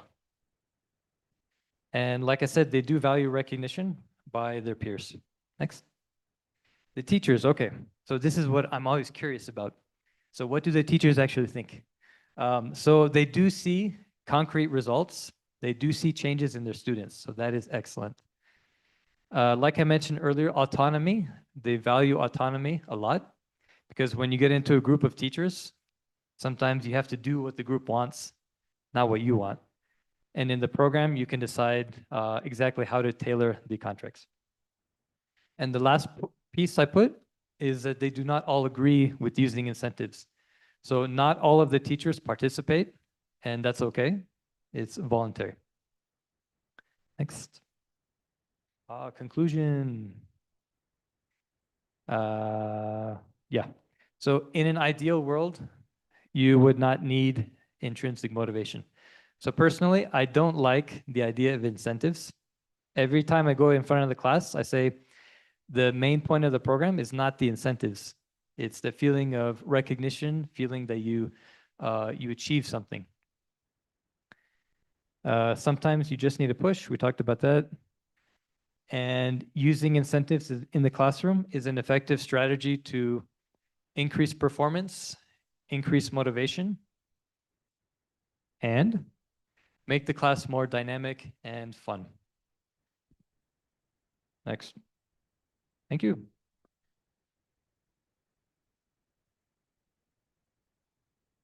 Thank you very much for this insightful presentation. So now we are opening our space for questions. Good morning, Chris. Thank you for your intervention. I really enjoy it, and you are giving us a very meaningful insight of your journey as a teacher here in Boyacá. So I was just wondering, how do you foster participation and make sure that it is indeed intrinsic motivation for students and that they are not driven by the prizes and the awards? I know that, well, you're an American, and it's very cultural that you come from from preschool. They're already having the treasure box and the honor roll and PBIS systems and all of these rewarding methods. Did you find a cultural difference among these two educational systems? Hello? Okay. Yes, good question. So in terms of fostering the intrinsic part of it, that's something that we cannot fully control. But what we try to do is for the students that won the incentives, we give a video saying, oh, congratulations to so and so and so and so for doing this in the project and having good performance and all that. That's how we try to give the recognition to them to make them feel the satisfaction.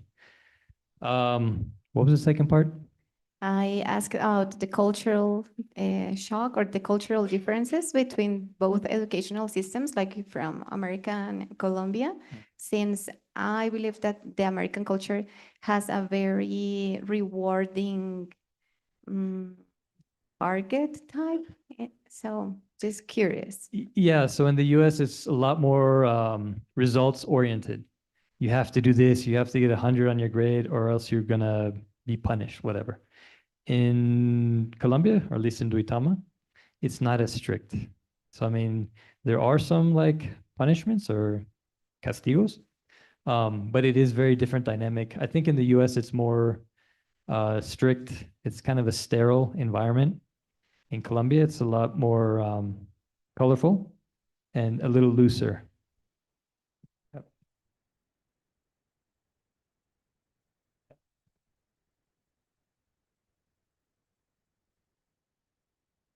Yes. Morning. Good morning.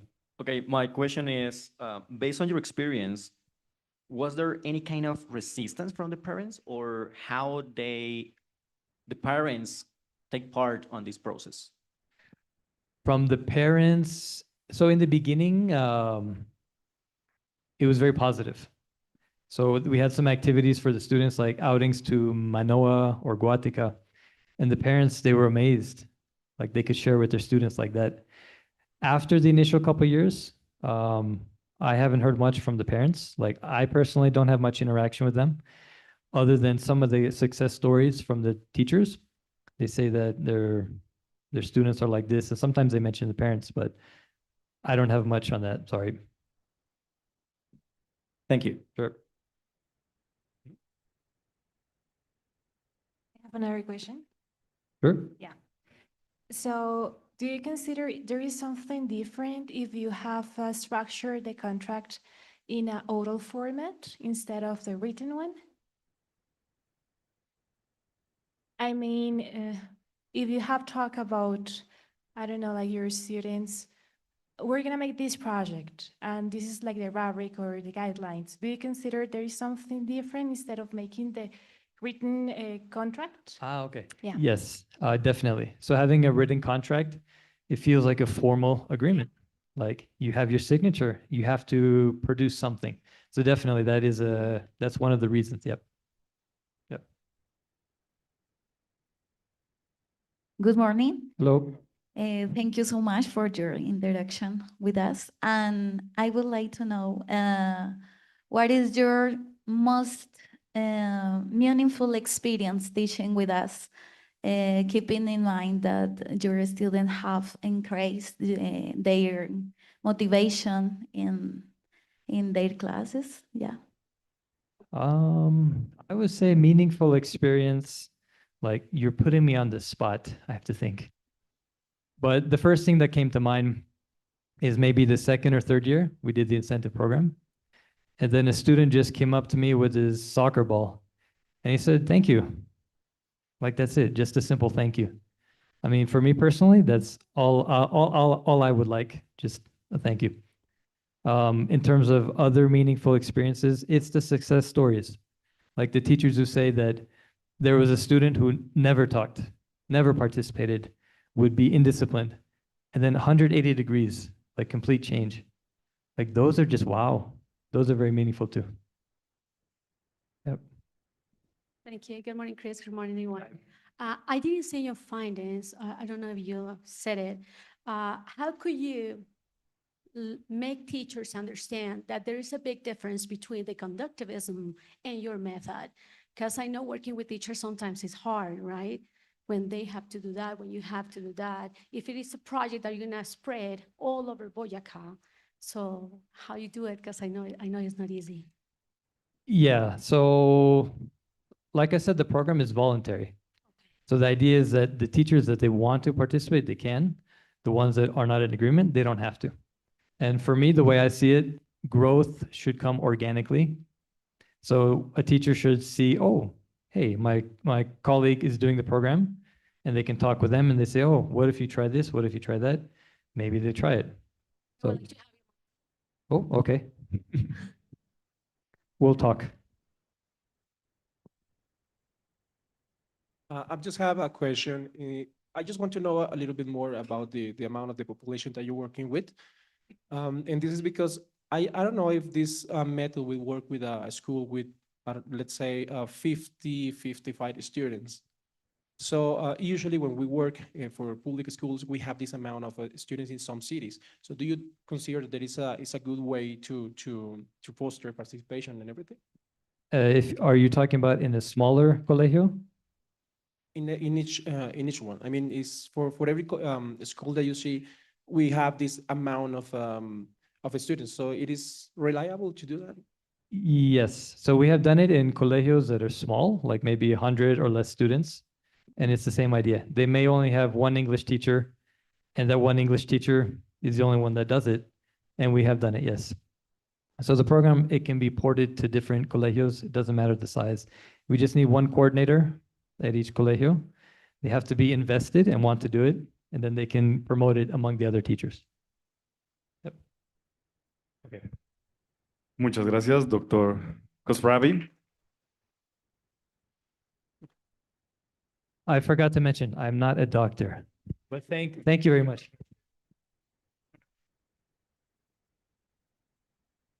Muchas gracias, Dr. Khosravi, por su valiosa y enriquecedora presentación, ponencia, aprendizajes del programa de incentivos en los colegios públicos de Duitama. Nos brinda importantes reflexiones sobre la relación entre las prácticas educativas y los contextos locales, invitándonos a repensar cómo las estrategias pedagógicas pueden responder de manera pertinente a las realidades del entorno. Agradecemos profundamente su participación y su significativo aporte a este espacio académico.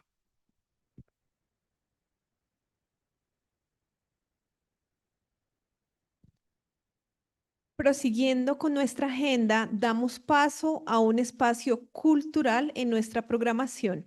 Nos acompaña el profesor Leonardo Sánchez con una intervención musical en clarinete que enriquecerá esta jornada académica a través del lenguaje musical, del lenguaje universal de la música.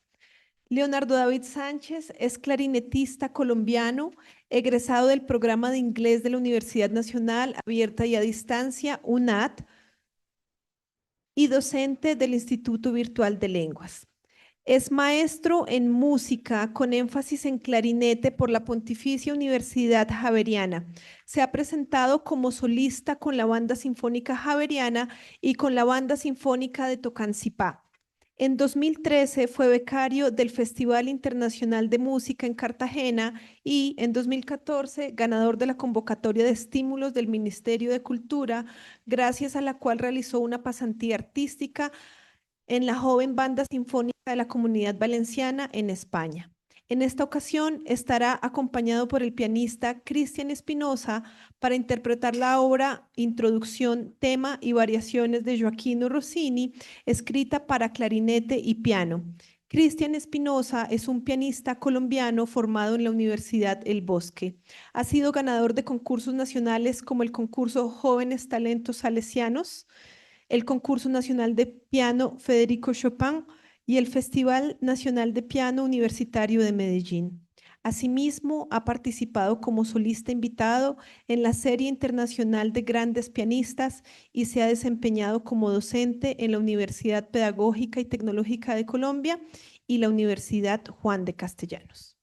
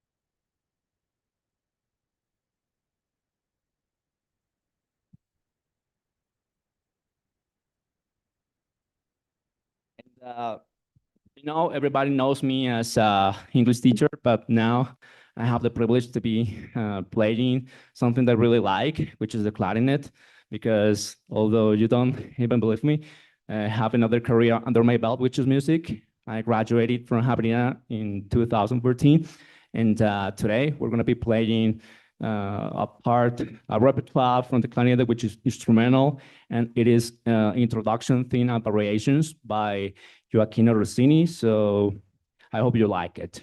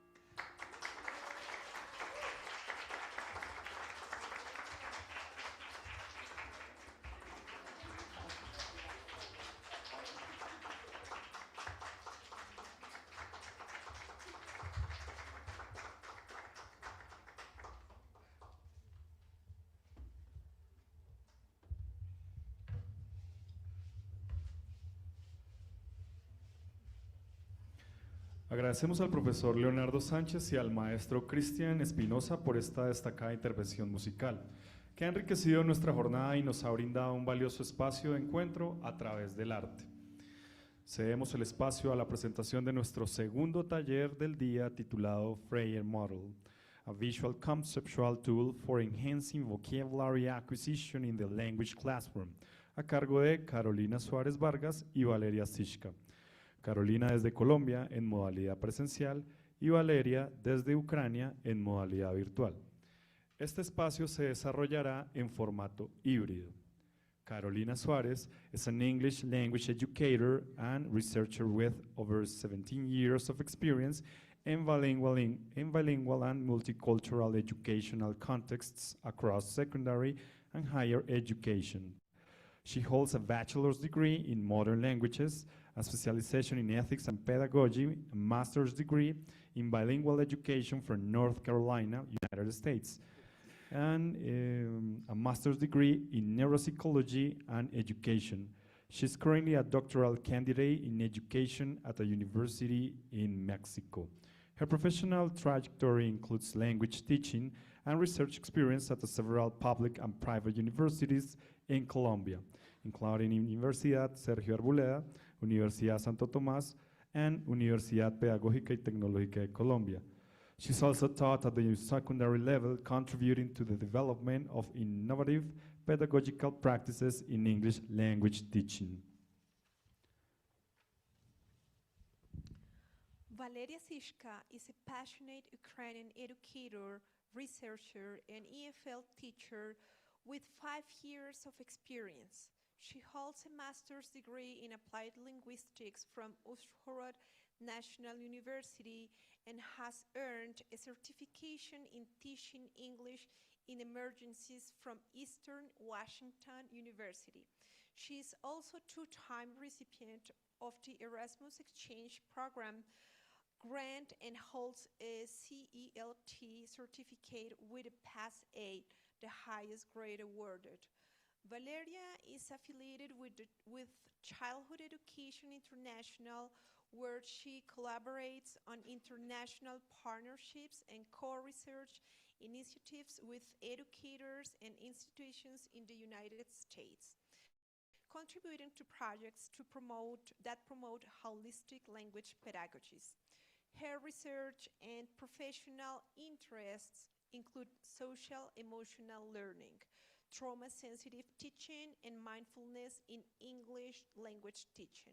Her work on the impact of trauma-sensitive teaching strategies was recently published in the October 2025 special issue of Oxford Academics ELT Journal in collaboration with 2 US-based professors.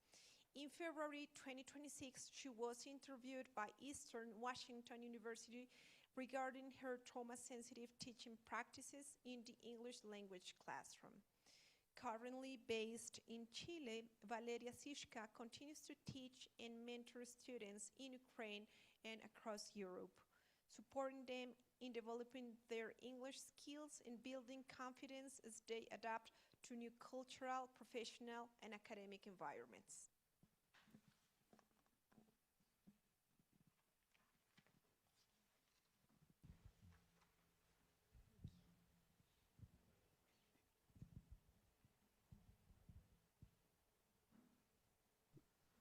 Hello, can you hear? Can you hear well? Everyone, how are you doing today? Tired? No? Excited? We're almost done, but it's been very rewarding for me to be here. Thank you so much for this invitation. So let's get the ball rolling. Yeah? Okay, so our workshop for today is called the Freyer Model, a visual and conceptual tool for enhancing vocabulary acquisition in the language classroom. I'm sorry, can you hear me? Valeria, we don't hear you. Okay.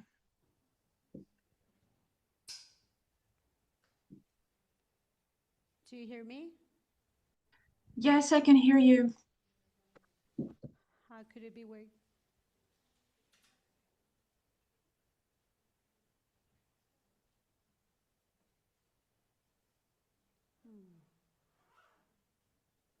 Let's see what's going on.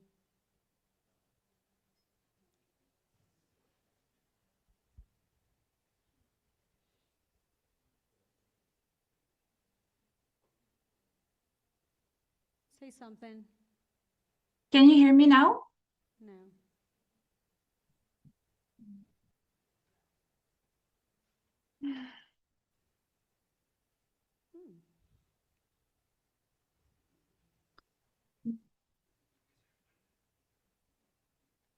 Engineer, what do you think is going on? Someone Can you hear me? Because I guess Well, meanwhile, maybe for you guys it's a bit strange because she is from Ukraine and I'm from Colombia. So we have a very beautiful and interesting story. But before that, I would like to tell you that nowadays I work for UNAD too. I have a subject here, so I teach research and pedagogical practicum. I only have one subject, one course. I've been waiting for this for a long time. So I didn't mention it because when they asked me for my bio, I wasn't working here. So I just started, I've been here for only 15 days. So I'm so happy and proud to be here today representing our UNAD. So now I've become a UNADista, and I'm very proud of it. And hopefully I can continue working with you guys and get to know each other better. Even though I see some familiar faces here, some colleagues, some partners and classmates from the university. So, Valeria, you? can you hear me now? No? No. Okay, meanwhile, I want to tell the story. Is that okay with you? Thumbs up? Okay. Well, I was living in the United States for some years doing my master's and teaching in high school there. I was teaching English as an ESL teacher. And now, sorry? An IB teacher also. Can you hear me? Happened that I like to be joining a lot of organizations and foundations and everything that has to do with research. And I found this childhood program, and it was for education, EFL, ESL, and especially for those little kids who are suffering these days. And at that moment was where we were working with Ukraine, with those teachers who couldn't go out to teach in their classrooms. So they were studying and teaching in their homes. It was very sad and at that time, but the program wanted to give them some joy, and they feel to be in research and teaching and more methods, strategies to work from home, especially in the virtual, side that sometimes we don't use very often, especially in those places. Yeah? Can you hear me? Yeah, we can hear you. Oh, finally, yes. I'm here with you. Can you see me? Can you hear me? We can see you perfectly. You look beautiful. Great. Finally. I'm here. I enjoyed it. Okay, so I'm finishing the story. Yeah? Yeah, finish the story. Sorry. All right, yeah. So we were in one of those workshops in English, and I was the only Colombian. Some others from the United States. I was based in the United States at that time. And of course, the other teachers were in Ukraine, as Valeria was. In one of those sessions, I told them that I spoke Spanish, and suddenly she started speaking Spanish. And I was like, oh, wow, I'm not the only one. And her Spanish is perfect. She speaks 5 languages, right? What languages do you speak? Well, let's count Ukrainian, Spanish, English, and I spoke a little Slovak language, but I guess after some years I forgot a little already. And Russian. Yeah, but I do not like to mention it. But you have to say. Okay, so that's our story. So from that program, we started working together, publishing, doing some projects and research and lectures, presentations, and we have been a really good team, and we have now a really great relationship. Right now, she is based in Chile. She got married and she is there. So we have it closer now, so she can come and visit us, and I can go there. So yeah, let's get started. Yeah, so, well, thank you for telling our story. Actually, it's a pleasure to work with Carolina. She's a very nice friend and also inspiring colleague. And today we're covering the topic about Freya Model, a visual and conceptual tool for enhancing vocabulary acquisition in the language classroom. Next. So we'll move on. Next, please. So we would like to hear you. And here you have the QR code. So please use your phones and try to scan it. You're Yeah, going to have... we are not seeing that. We don't see that. You cannot see that. Okay. No, we don't see the code. Could you go next? And now? No, ma'am.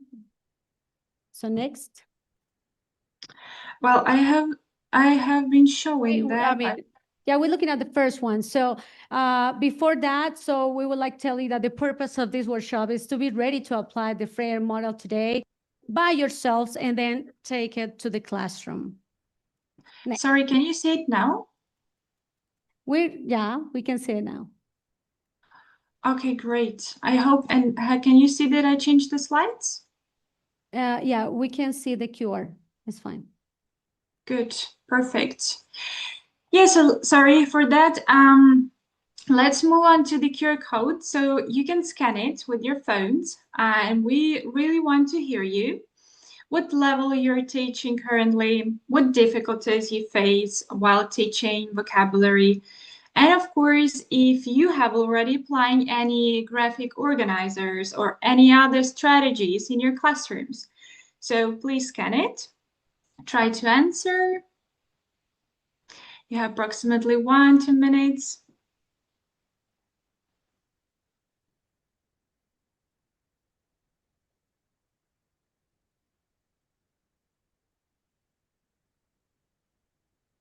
So I hope you have already scanned.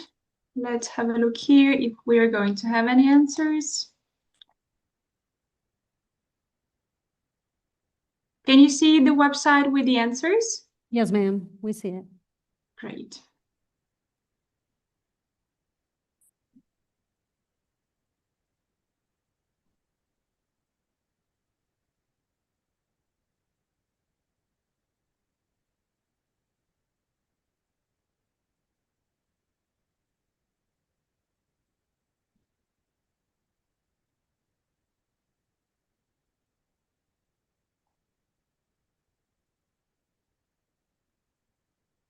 Wow, nice. So we have a lot of them already.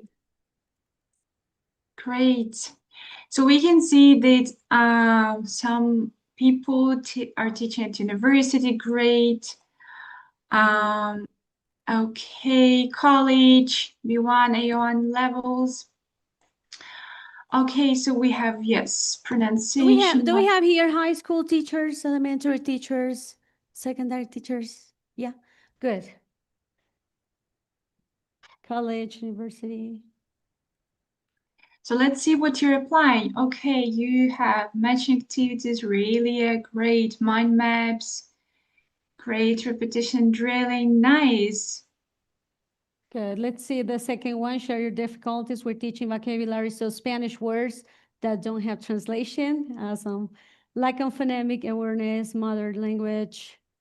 We need to talk about that. Students rely on the LMS, spelling and pronunciation. Do we have more? Okay, Let me update. Yeah, that'll be all. Yeah, that's all for now. Great, awesome. Because they have, let's see, 13, 14, 20, 11, 20. So it would be great. Okay, thank you for your answers. So from here, we go to the next slide. So I know we have a lot of strategies and formats, right, and graphic organizers that we always use in our classrooms. And maybe the Freya model that we know could seem to be basic because it was developed for specifically for elementary, because the idea of getting the language is that you have to learn it from little, right, when you're little. So Dorothy Freya, she was a researcher, she was a teacher, and the University of Wisconsin in 1969 decided to create this FRED model to help people understand and give meaningful understanding of the vocabulary. So this is a graphic organizer that helps students understand vocabulary and concepts more deeply. So it typically includes 4 sections. So could you please help me, my good friend, with the little sheets? So you're going to receive a piece of paper with the model. Thank you so much. So we can just get some time. Thank you. So the purpose of the FRED model is to identify and define unfamiliar concepts and vocabulary to help students move beyond rote memorization. When we talk about rote memorizations, when we say that repetition is coming to our classroom every single day, and some teachers think, and I used to think, that repeating was the most effective way to teach vocabulary. But of course, time has passed. We have a lot of methods, approaches, methodologies, strategies, and drills that we use in our classroom just to break with this rote method. So the idea is that they go beyond, right, and get deep conceptual understanding of the words. Next one. So for us, for Valeria and I, so as the FRED model becomes an approach, we need to have into account these 3 important parts into this model that you are receiving, right? So the familiarization first. So students encounter new terms and begin to develop an initial understanding of their definitions. Second, it is the relating part, where you need to apply these terms in the real world situations, connecting them to practical examples. And the engagement part.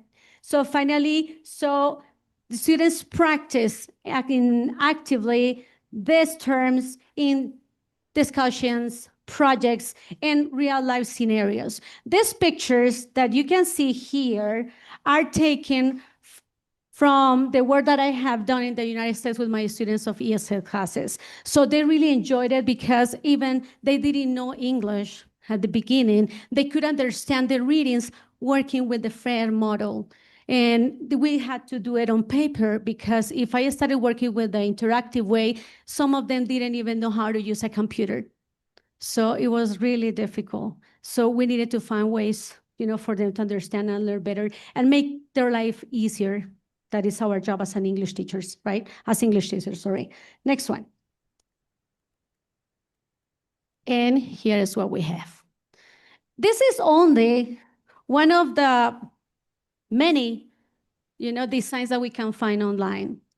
This is the one that we can find in SlidesGo, Canva, Miro, Mentimeter, and some more. We found some questions on the Excel that they shared with us, and we're gonna give you the 3 answers for those questions. Ready, Valeria? Okay, so let's pivot to the online classroom. Well, firstly, we need to have a clear idea in our mind what, for example, which online tools we're going to apply with the FRED model and make it more effectively during our classroom. So let me present to you 2 students. The first student, this is a woman. She is currently based in the Czech Republic. And she needs to learn a lot of academic vocabulary right now because she needs to pass an international exam because of her work requirements in a new country, and she needs to adapt there. The other girl, we have been working with her for a year approximately, and she is currently studying at a Slovak university. And she's learning the English language as she needs to meet her academic needs. So let me show you here. These are the flip cards. This is one way how we can incorporate this FRED model. On the Miro platform, you can see there is a button, flip, and the student can work synchronously with the teacher online. And after that, at home, the student can have a revision to repeat the vocabulary again. However, if we want to reinforce the Freya model visually, we can add some symbols or small icons next to the sections. As you can see, it is illustrated here, and it can help them to differentiate and memorize and create the associations between these sections. The next one, well, actually this organizer can be adapted for different learners. It can be young ones and also adults.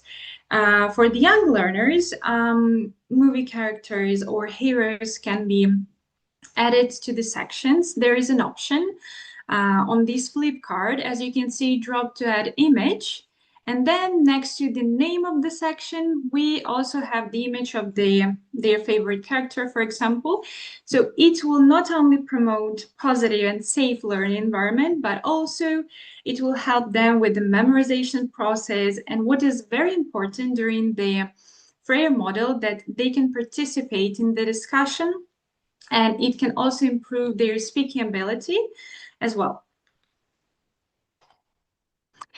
Now, I would like you to listen to one of my students' feedback regarding Freya model, if it was effective for her or not really. Effective for you. Can you hear the sound?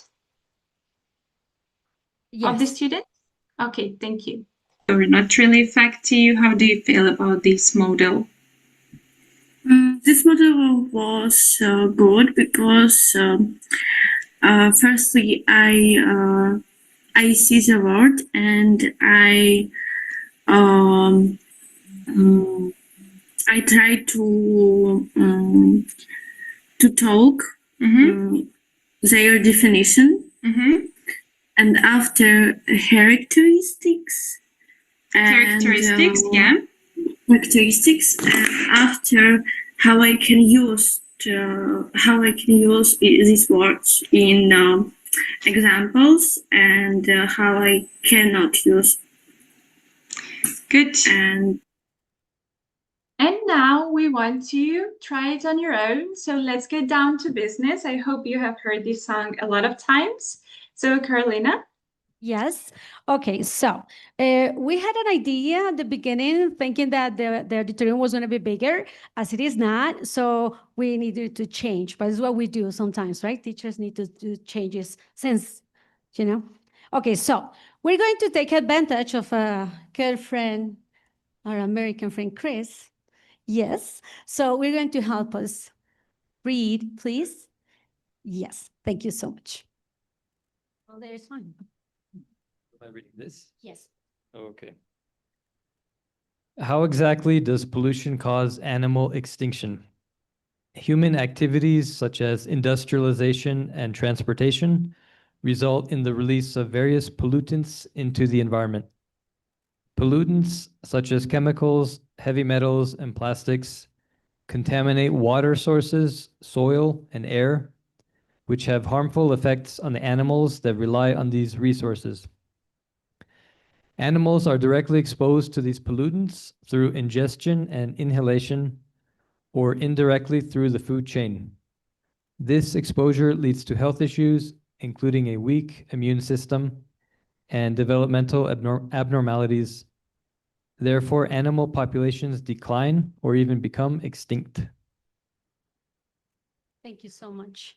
Okay, so based on this reading and checking the questions that we received, someone says, how can we use the Freya model using CLIL if the vocabulary is abstract or sometimes really high level for the students that we have, right? It's easy.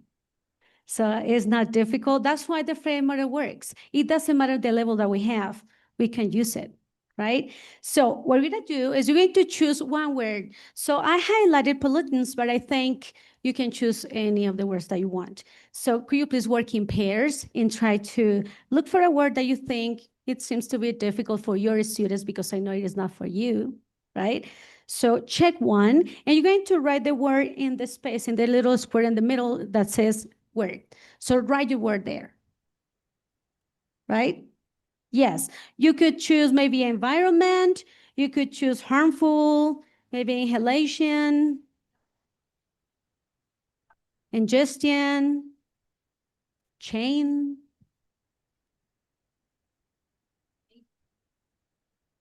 Anywhere that you think that your students may not be familiar with.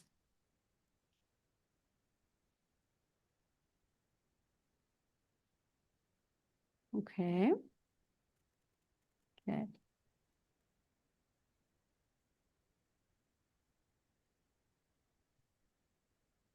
Okay, perfect. Who wants to tell me which word you chose? Yes, ma'am. Inhalation, good. So now what we have to do is to find a definition for inhalation. Do you have your definition right now? No, right? So what we need to know, if the teacher has the definition, you can tell the definition as a teacher, it is fine. But the idea is that the students have to do the work, right? So they go online and check the definition. It depends on the context, because if you're in a high school where you don't even have internet, so obviously they cannot do that. So you can copy the definition on the board and the students copy the definition. Then the characteristics. What about if it is abstract and you cannot write a characteristic or it's difficult to understand? We can use drawings. You can use illustrations. Then examples. So if you use examples, you can use synonyms, right? Even you can use the word in a sentence, and the student can understand what it is about. And non-examples. The other question was, how can you say that using non-examples is going to be effective? Of course it is effective, because when we work with the non-examples, we can avoid misunderstandings. For example, factory and fabric. We can tell me what it is not, right? A synonym where it is not the word about, right? So it is not meaningful if we just leave it like that, if we don't tell me what not to do. It's very important. So the false friends, our false cognates, don't help. So if we don't tell them what not to do, they will do, right? That's it. So this is the FAIR model when we are into the classroom. So now with Valeria, you're going to work in an online way. So how to do it online? Your work. So I would like to ask you, dear participants, can you please go to App Store or Google Play and download this application? And you, Carolina, can you just please tell me if they downloaded it or no? Okay. It is very easy and quick. It will not take a lot of time, just a few Yeah, seconds. you go to your app store and write Miro and you download it. It takes like 20 seconds. It's pretty quick. Who uses Miro? No one? It's very useful. So I can see It's there is awesome. someone already. Yes. Are you downloading it? Is it working? Yeah. Yes. So, okay. So They say if you yes. have already downloaded it, please scan this QR code and you'll be automatically redirected to the Miro platform. They're working on that. I'm gonna go by and check. Yeah, thank you. Yeah, they're doing well here. Okay. Um, Great. Let me I hope check. internet is not slow, but yeah, they are. They already have it. Some of them, yeah. Many. Oh, wow. There is a good student here. She already has it. Okay, so did you scan the QR code? Could you open the link?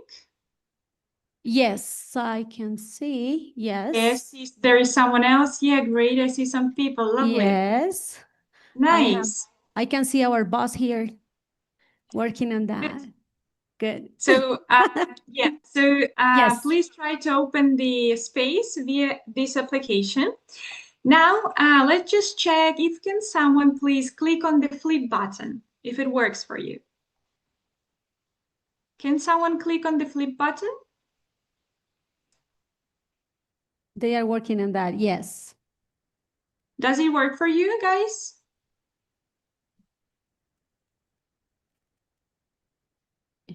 Yes, she says yes. Okay, great. So I would like you to work for 2 minutes. Your definition to investigate is pollutants. So try to flip the card. Well, actually, the definition is already given as a little help. And on the other cards, you need to write on your own some characteristics which you would like to add, examples and non-examples. So let's try to work. Very useful to work here, as you can also add the timer if you wish. So let's start then working. Let's have 2 minutes approximately. In case that you have any difficulties, Carolina will be telling me the sentences and I will be writing for you here in the text boxes. Yeah, we have 3 minutes. Okay.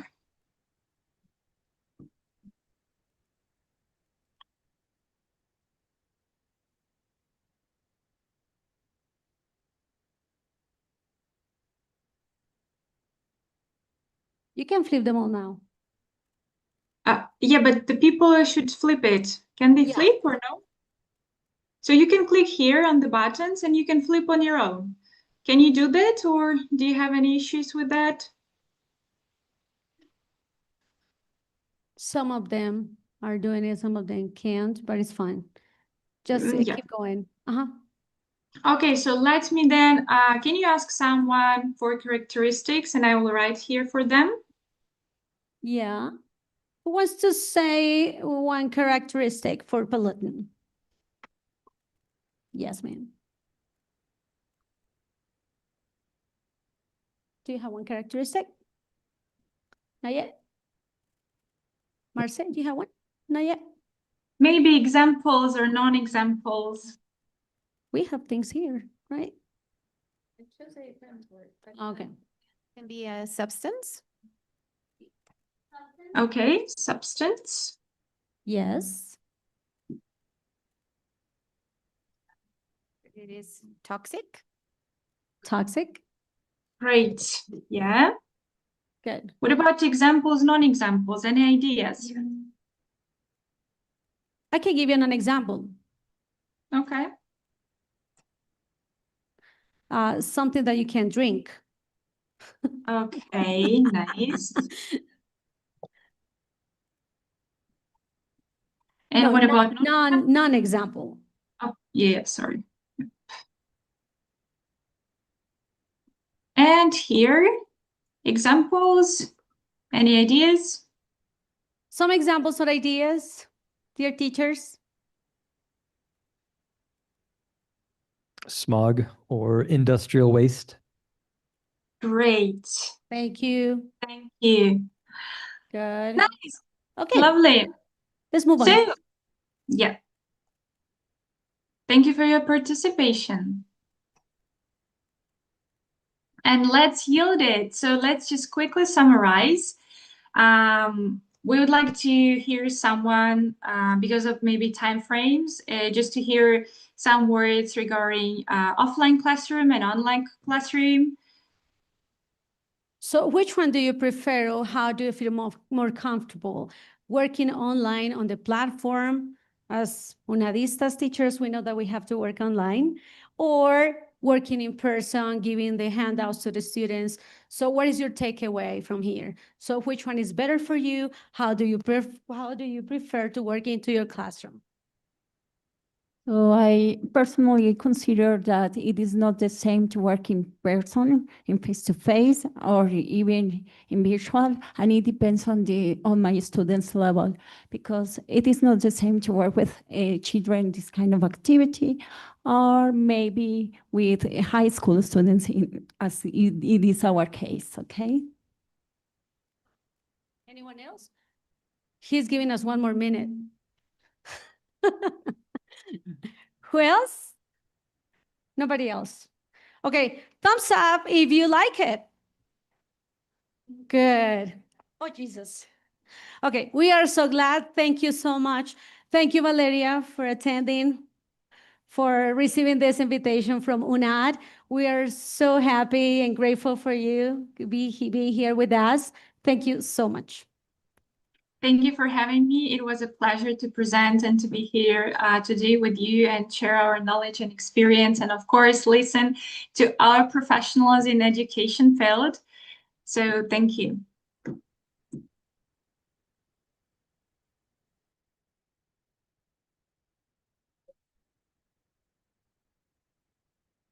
Agradecemos a Carolina Suárez Vargas y a Valeria Sichka por el valioso desarrollo del taller Freyer Model, a visual and conceptual tool for enhancing vocabulary acquisition in the language classroom. Su propuesta, desarrollada en modalidad híbrida, nos ofrece herramientas pedagógicas claras, innovadoras y aplicables para el fortalecimiento de la adquisición de vocabulario en el aula de lenguas. Reconocemos especialmente la riqueza de este espacio que articula perspectivas internacionales y evidencia el potencial de la colaboración académica en contextos diversos. Ahora los invitamos a disfrutar de un video promocional que tenemos de INVIL.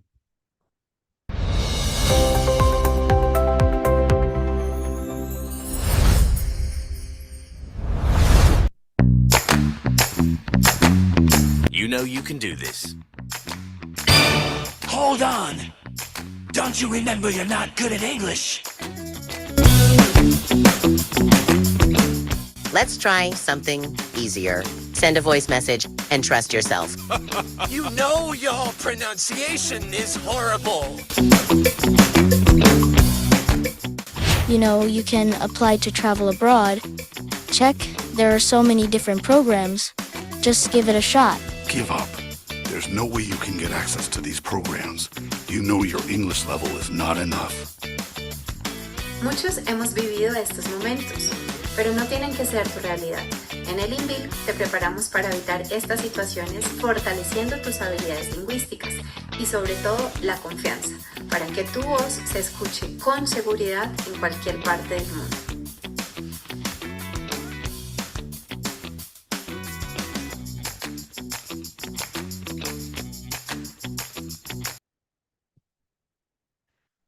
Dando apertura al tercer y último eje de nuestro simposio correspondiente al eje intercultural, damos inicio con la tercera ponencia en modalidad virtual titulada L'imaginaire algérien, un résumé entre arabe et français, une poétique d'interculturalité a cargo de Ramzi Idousi desde Argelia. Titulaire d'une maîtrise en études littéraires, il a simultanément suivi deux masters, le premier en analyse du discours à Constantine et le second en lettres modernes à Bordeaux. Ces deux formations portent sur les questions du témoignage, de la fiction et de l'écriture du corps souffrant chez Tahar Benjaloun et Sayouba Traoré. Il est aujourd'hui docteur en littérature et civilisation française, période moderne. Sa thèse porte sur la représentation de l'histoire et les images de la guerre dans les écrits romanesques arabophones et francophones, les cas d'Algérie après 1988. Ces travaux s'inscrivent principalement dans l'étude de la représentation de l'histoire, des engagements politiques des écrivains algériens francophones et arabophones, de l'écriture du témoignage, de la fiction, ainsi que des enjeux liés à la guerre civile des années 1990. Parlant l'arabe et le berbère comme langue maternelle, il maîtrise également le français et l'anglais. Au cours de son doctorat, il a réalisé de nombreuses traductions de romans, d'ouvrages critiques, d'entretiens, développant ainsi un intérêt particulier pour les problématiques de la traduction. Docteur Ramzi Idousi, c'est un plaisir de vous savoir parmi nous ce matin. Merci Carolina Sierra Diaz. Je suis très content. Est-ce que vous m'entendez déjà? Oui, on t'entend très bien. Donc, je voudrais quand même dire bonjour à tout le monde. Je suis très honoré, comme toujours, de répondre positivement à l'invitation de l'INVIL ou l'UNAD. C'est vraiment un grand plaisir.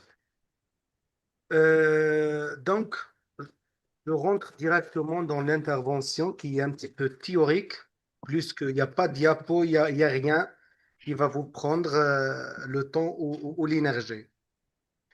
Donc, ma communication s'intitule L'imaginaire algérien en raison, entre arabe et français, une poétique de l'interculturalité. généralement, lorsque l'on donne une communication, on annonce un titre. Puis, on entre directement dans le développement, mais très souvent, l'auditoire ne comprend pas vraiment ce que ce titre signifie. Or, les mots ne sont pas neutres. Ils portent un sens, des choix et des positions. Dans le domaine de l'apprentissage des langues, comme dans le cas de Linville, et plus encore dans celui de la traduction, notamment à l'ère de l'intelligence artificielle, il devient essentiel de ne pas standardiser les mots, mais de les choisir avec précision. Car derrière chaque mot, il y a une manière de voir le monde. Et aujourd'hui, avec l'intelligence artificielle, une des questions inquiétantes apparaît. Sommes-nous en train d'assister à la disparition des traductions humaines? Les machines vont-elles finir par dire le monde à notre place? Caroline, vous voulez intervenir? Oui, je veux faire la traducción. J'attendais juste que tu me fasses signe. Donc, la ponencia de Ramsey titulada El imaginario argelino en rizoma entre el árabe y el francés, una poética de la interculturalidad. Ramsey entonces anuncia este espacio mencionando que generalmente cuando se anuncia una comunicación y se da el título, luego el tema entra normalmente en desarrollo, pero a menudo el auditorio no comprende realmente lo que significa un título. Los términos no son neutros, conllevan sentidos, selecciones y posiciones. En el aprendizaje de la lengua, como en el caso de Inbil y más aún en la traducción en la era de la inteligencia artificial, Ramsey sostiene que es importante elegir las palabras con precisión, pues detrás de cada palabra hay una manera también de ver el mundo. Con el desarrollo de la inteligencia artificial surgen alguna serie de cuestionamientos. Por ejemplo, asistimos a la desaparición de las traducciones humanas, las máquinas acabarán diciendo el mundo por nosotros y Ramsey menciona que aunque estas dudas parezcan exageradas, están presentes. Sin embargo, sostiene que la traducción no es solo una transferencia de palabras, de interpretación y de elección, sino también de contextualización y de sentir lo que no siempre es visible, emociones, silencios, referencias culturales. Ninguna máquina podrá hacer eso plenamente aún. C'est bon.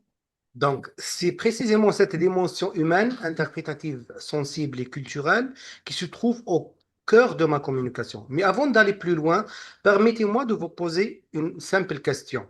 Si je vous dis l'Algérie, quelle image vous vient-il à l'esprit? Le dessert. Et 90% peut-être une de autre. dessert.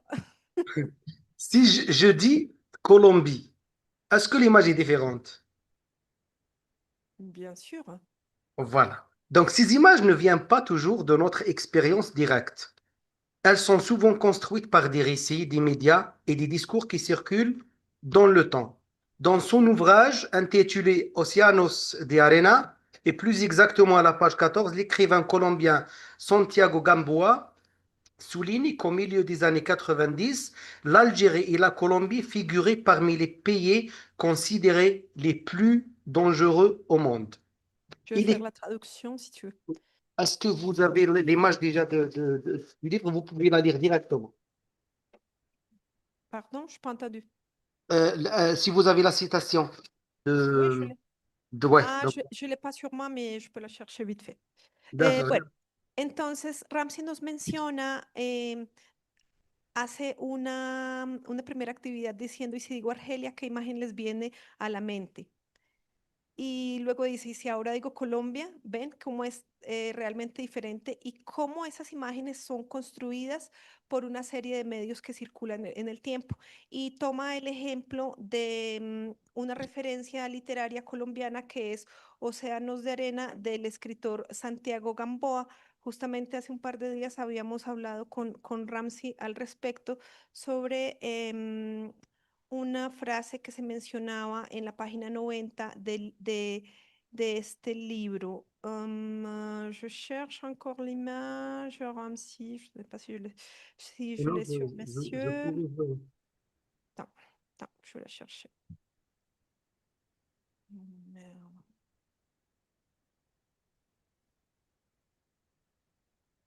je vous la renvoie sur WhatsApp. Ouais. No, c'est bon, je l'ai. Ok. Bueno, la frase es esta, de Santiago Gamboa. Es mi primera visita a Medio Oriente, aunque no a un país árabe. En 1995 estuve en Argel, enviado por el tiempo a las elecciones en las que el general Liamin Seroual debía legitimar su poder contra los islamistas del Frente Islámico de Salvación, FIS. La verdad es que al tiempo no le interesaba el resultado de las elecciones, sino por qué Argelia tenía el primer lugar en algo que había en esos años, ignoro si se sigue haciendo, y que era una especie de lista de Estados Unidos de países más peligrosos del mundo, donde Colombia tenía el segundo lugar, el segundo puesto. Y yo traté de explicárselo, solo diré, es el único lugar del mundo en el que he tenido por obligación 2 guardaespaldas 24 horas toda mi estadía. C'est bon, je viens de lire la phrase. Deux informations données par notre Santiago Gamboa sont discutables. Il précise que l'Algérie se situe au Moyen-Orient et que l'Algérie n'est pas un pays arabe. L'Algérie, elle ne se situe pas au Moyen-Orient, elle est au Maghreb. Donc, c'est un pays complètement loin de cette région. Mais au-delà de ces approximations, ce passage met en lumière un phénomène essentiel.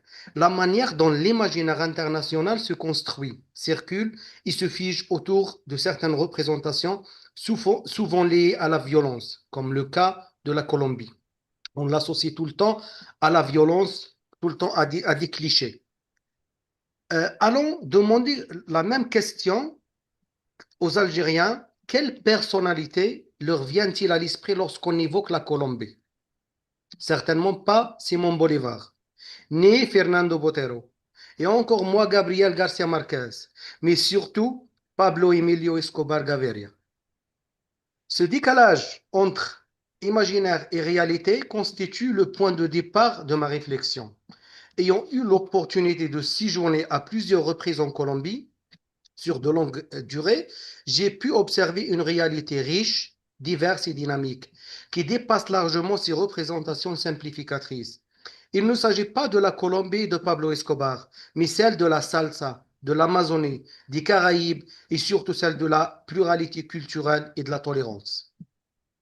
Bueno, entonces Ramsey dice que de la misma manera que en algunos pasajes literarios de las novelas colombianas se cometen algunas imprecisiones de tipo geográfico o cultural respecto a Argelia, también Ramsey relata y subraya cómo el imaginario internacional se fija muchas veces en representaciones que se encuentran ligadas a la violencia.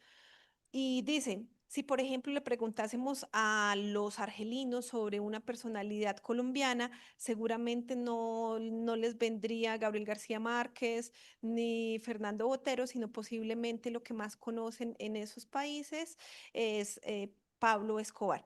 Entonces, Ramsey sostiene que hay una especie de desfase entre el imaginario y la realidad, que es un punto de partida y que, por ejemplo, Ramsey, tras una serie de estancias, de largas estancias acá en Colombia, se ha dado cuenta que vivir en el país le ha permitido superar una serie de estereotipos, darse cuenta que Colombia tiene una pluralidad cultural y que tiene un espectro de tolerancia muchísimo más amplio. C'est bon. Alors, comment expliquer que ces imaginaires réducteurs persistent malgré l'expérience, malgré la réalité, malgré la transformation des sociétés? Autrement dit, comment se construisent ces images et surtout, comment les langues participent-elles à leur circulation et à leur transformation? C'est précisément à partir de cette interrogation que j'introduis la notion d'imaginaire, non pas comme une illusion, mais comme un espace actif de production de sens où se croisent profondément se croisent histoire, mémoire, langue et identité. Dans le cas de l'Algérie, cet imaginaire est profondément marqué par une histoire coloniale qui a donné lieu à une coexistence complexe entre l'arabe et le français. Mais cette coexistence est-elle une simple juxtaposition de langues ou bien un espace de transformation? C'est pour répondre à cette question que je mobilise la notion de rhizome, développée par Gilles Deleuze et Félix Guattari. Il y a une différence chez Deleuze et Guattari. Le rhizome n'est pas la racine. La racine est une plante qui se développe suivant un axe vertical. C'est un système arborescent avec un haut et un bas qui suscitent l'image philosophique du fondement de la hiérarchie. Au contraire, le rhizome est un type de plante qui prolifère de manière horizontale. Les systèmes rhizomiques, comme les pommes de terre ou le manioc, forment des systèmes qui sont dits pourvus de centre et de fondement. Ils sont anarchiques. Bon, la noción de rizoma, Ramsey nos presenta entonces para plasmar desde un punto de vista teórico esa coexistencia que hay entre el árabe y el francés en Argelia. Ramsey nos presenta la noción del rizoma propuesto por Gilles Deleuze y Félix Guattari.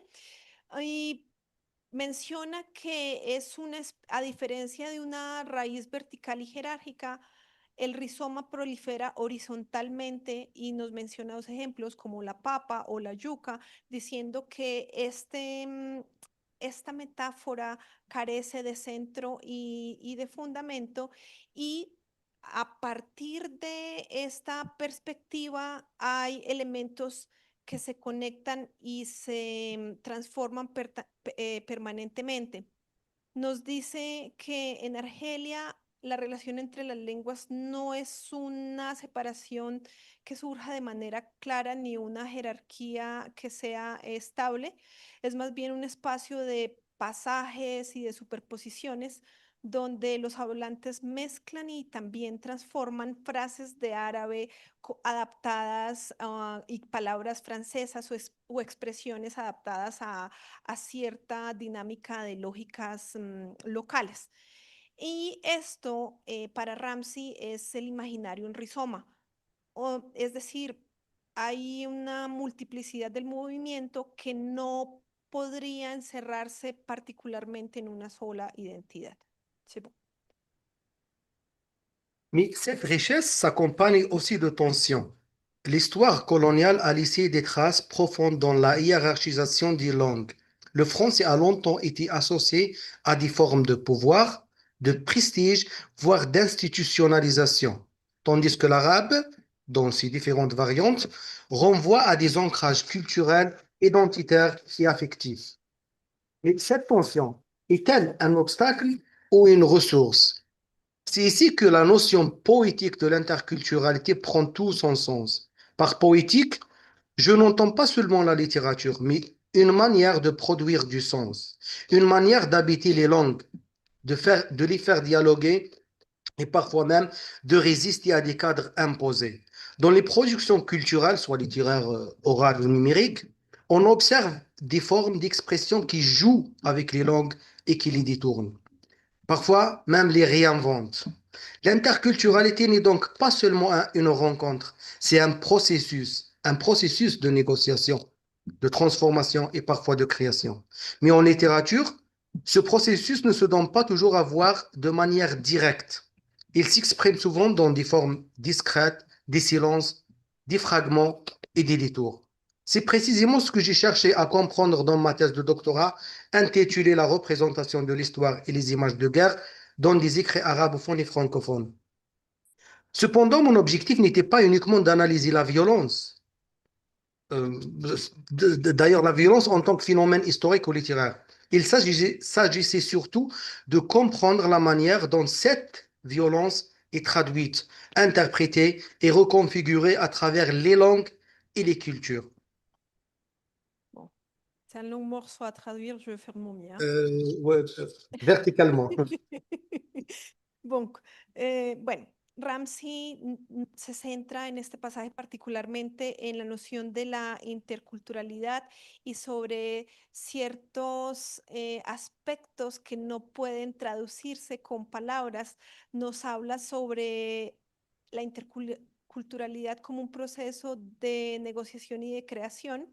Nos menciona que en su tesis doctoral sobre la representación de la historia y la guerra, Ramsey intentó entender cómo una misma experiencia puede ser percibida de diferente manera según un idioma. Là, il y a Ouais. deux écrivains qui Non, ont des après, je références. passe directement à la transformation. Donc, peut-on traduire une expérience sans la transformer? Car traduire, ce n'est pas seulement passer d'une langue à une autre. c'est aussi interpréter une culture, des émotions, des silences. Et c'est précisément ici que la question interculturelle devient centrale. Car lorsque nous ne traduisons pas uniquement des mots, nous traduisons des codes culturels. Prenons l'exemple d'un silence dans un texte. Est-ce un manque d'information ou bien une stratégie narrative ou encore une manière culturelle de dire sans dire? Merci. Bueno, entonces Ramsey concluye mencionando que el ejercicio de la traducción no se limita particularmente a reducir a una diferencia, sino más bien la manera como nosotros aprendemos a leerla. Ramsey sostiene que las máquinas pueden traducir las frases, pero difícilmente, como lo anunciaba inicialmente, traducirán nuestros silencios, nuestras sonrisas o nuestros miedos. La verdadera interculturalidad, menciona Ramsey, es aceptar que no lo comprenderemos todo y aún así podemos seguir dialogando. Donc, Dr. Ramsey, on vous remercie de votre intéressante communication sur l'interculturalité à partir du point de vue de Rissom, de Félix Guattari et Gilles Deleuze. C'est pour nous un plaisir d'avoir quelqu'un de l'Algérie qui puisse ouvrir cette perspective culturelle et à la fois linguistique. Donc, on vous remercie de votre temps. Et là, on va passer aux questions. Merci à vous.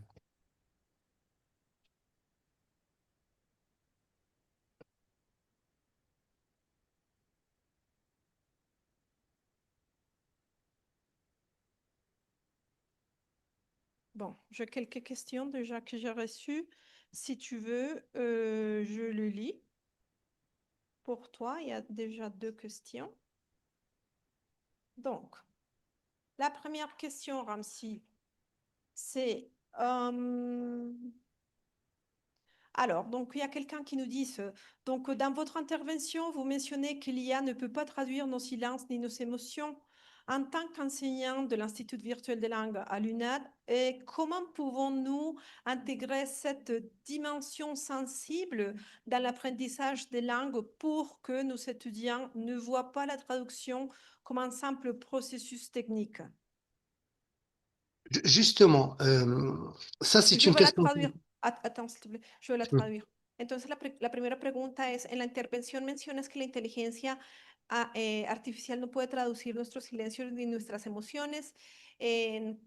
Como profesores del Instituto Virtual de Lenguas, ¿de qué manera podemos integrar esta dimensión sensible dentro del aprendizaje de los idiomas para que nuestros estudiantes no vean la traducción como un simple proceso técnico? Gracias a toi. Je commence déjà par remercier cette question vraiment centrale, le monsieur qui l'a posée. La question de la traduction, on en débat. Il y en a qui disent que traduire, c'est trahir. Si on change d'une langue à une autre, automatiquement, on trahit beaucoup, beaucoup de choses. Donc, la traduction, il faut accepter, pour commencer, il faut accepter qu'il n'y en a pas. Il n'y a pas de traduction. Traduction, c'est essayer de comprendre dans la langue de l'autre, accepter les écarts et accepter les pertes de mots, parce que beaucoup de mots se perdent lorsqu'on traduit. Les émotions et les sens d'une manière générale, ça c'est humain. Ça c'est ce qui nous reste du contact humain. Je vous parle, mais si vous ne voyez pas ma tête, vous ne comprenez pas ce que je voulais dire. Donc, la traduction, il faut toujours une présence humaine. Sinon, avec l'intelligence artificielle et avec l'ère numérique, on pense qu'on passe beaucoup, beaucoup d'images et de textes. Mais ça reste des textes abstraits. Ou comme j'ai commencé, les mots ne sont pas neutres. Donc, la bonne traduction, c'est celle qui accepte qu'il n'y en a pas. Merci beaucoup. Bueno, Ramsey nos dice, comienza su respuesta diciendo que muchas veces para él, dice la frase traduire, c'est trahir, ¿Qué significa traducir? Algunas veces es traicionar. Ramsey nos menciona que no hay una sola manera de hacer una traducción, sino que él considera que una buena traducción debe estar mediada por un ejercicio humano que pueda comprender esos contextos interculturales en los que están inmersos esos discursos lingüísticos. Je pense qu'il y a une autre question.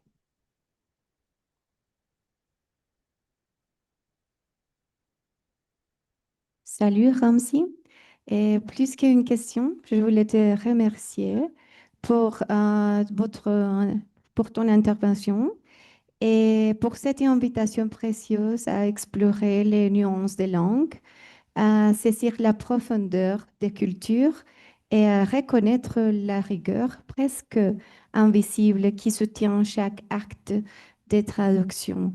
Et je trouve ça très touchant, très inspirant et nous sommes très contents de t'avoir ici aujourd'hui avec Lunat et tu as tellement touché notre cœur à propos de ce sujet. Et la traduction doit être humaine et c'est voilà les dialogues et les conversations qu'on veut avoir après cette conférence. Donc, je te remercie encore une fois et merci beaucoup. C'est extrêmement touchant ce que vous venez de dire. C'est moi qui vous remercie. Ce passage annuel chez vous, chez l'UNAD, c'est la Colombie, c'est un pays de cœur que je pourrais jamais m'en passer. Donc, ça sera toujours un plaisir pour moi. Ce que vous faites, c'est énorme. Et ce qu'on a besoin, c'est vraiment ce dialogue. Il faut qu'on parle dans plusieurs langues, mais le centre, ce que j'ai aimé aussi dans le titre de ce symposium, c'est la notion de dialogue au centre. Vraiment, c'est très bien fait. Bueno, entonces Ramsey termina diciendo que la noción de diálogo de la temática de nuestro simposio le ha llamado la atención. Donc, Ramsey, nous tenons à te remercier pour ta précieuse et profonde conférence intitulée L'imaginaire algérien, un rhizome entre l'arabe et le français, une poétique d'interculturalité. Donc, ton intervention nous a permis d'approfondir des réflexions complexes sur la relation entre la langue, la culture et l'histoire, mettant en évidence la richesse des dialogues interculturels dans des contextes contemporains. Donc, nous apprécions tout particulièrement ta contribution à cet espace académique et je vais te dire bientôt dans nos échanges académiques. Merci beaucoup. Merci Carolina, et merci pour l'effort de traduction.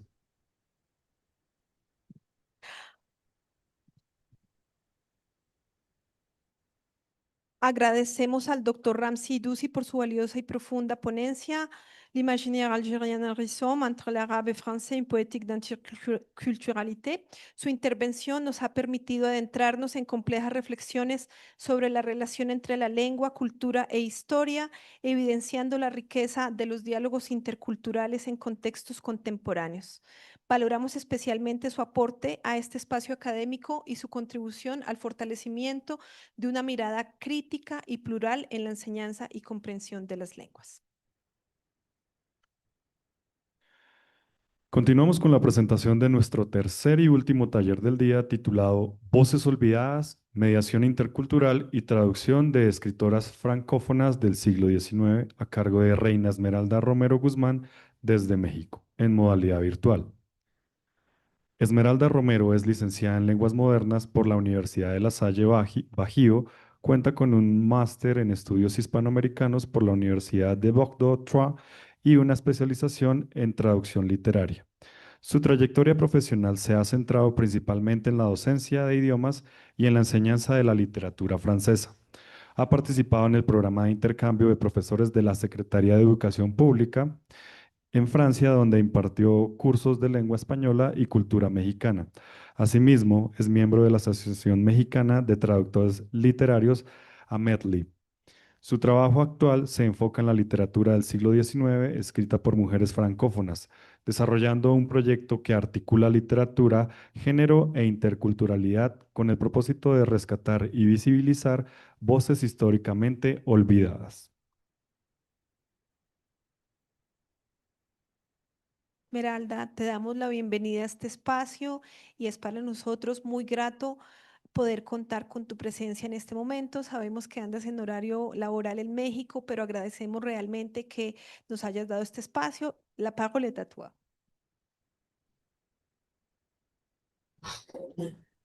Buenos días o buenas tardes por ahí en Colombia. ¿Me escuchan bien? Vamos perfectamente, Esme. Ok, nada más me quiero disculpar porque justamente en 5 minutos estoy ahorita fuera de un aula, en 5 minutos salen los muchachos de las clases, entonces si hago un silencio es porque simplemente estoy esperando a que se despeje un poco el pasillo.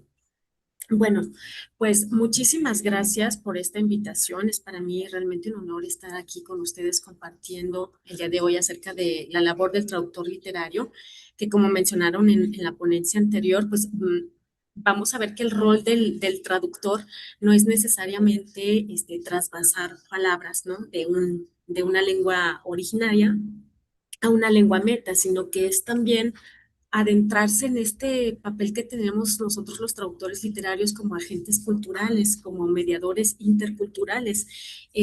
Como mencionaban justamente, las palabras muchas veces no están puestas sin una intención, ¿no? No están puestas al azar, sobre todo cuando el escritor o la escritora crean un proyecto artístico.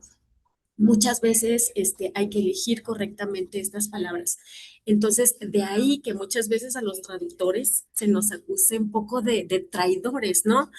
Hay veces que creo que el mejor lector de un autor o de una autora es el traductor. Sin embargo, es verdad que somos humanos y que puede haber cosas que son simplemente imposibles de traducir.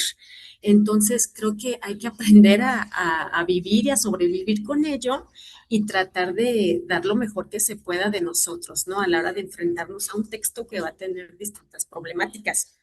Pues bueno, como mencionaron, actualmente yo me dedico al rescate de autoras francófonas del siglo XIX que cayeron en el olvido. En algún momento de su carrera fueron prolíficas o fueron reconocidas, algunas incluso ganaron premios literarios muy importantes y después cayeron en el olvido por diversas razones. Entonces, actualmente se está haciendo un rescate de la literatura de estas autoras em, que parecieran lejanas en el tiempo, pero que créanme que sus textos tienen todavía mucho que ver con nosotros en este pleno siglo XXI. Yo en la compilación que estoy haciendo de cuentos, porque es una compilación de cuentos escritos solamente por autoras, me he fijado en que estas autoras de alguna manera tengan temas que atraviesan este momento presente, como puede ser una especie de sororidad o a lo mejor las protagonistas son todas mujeres. Entonces, vemos cómo sus problemáticas no son tan distintas a las problemáticas que tenemos hoy en día las mujeres, ¿no? A quienes todavía se acalla la voz, aunque si bien ahorita hay mucha más exposición de las voces femeninas en este momento, sobre todo en Latinoamérica y en España.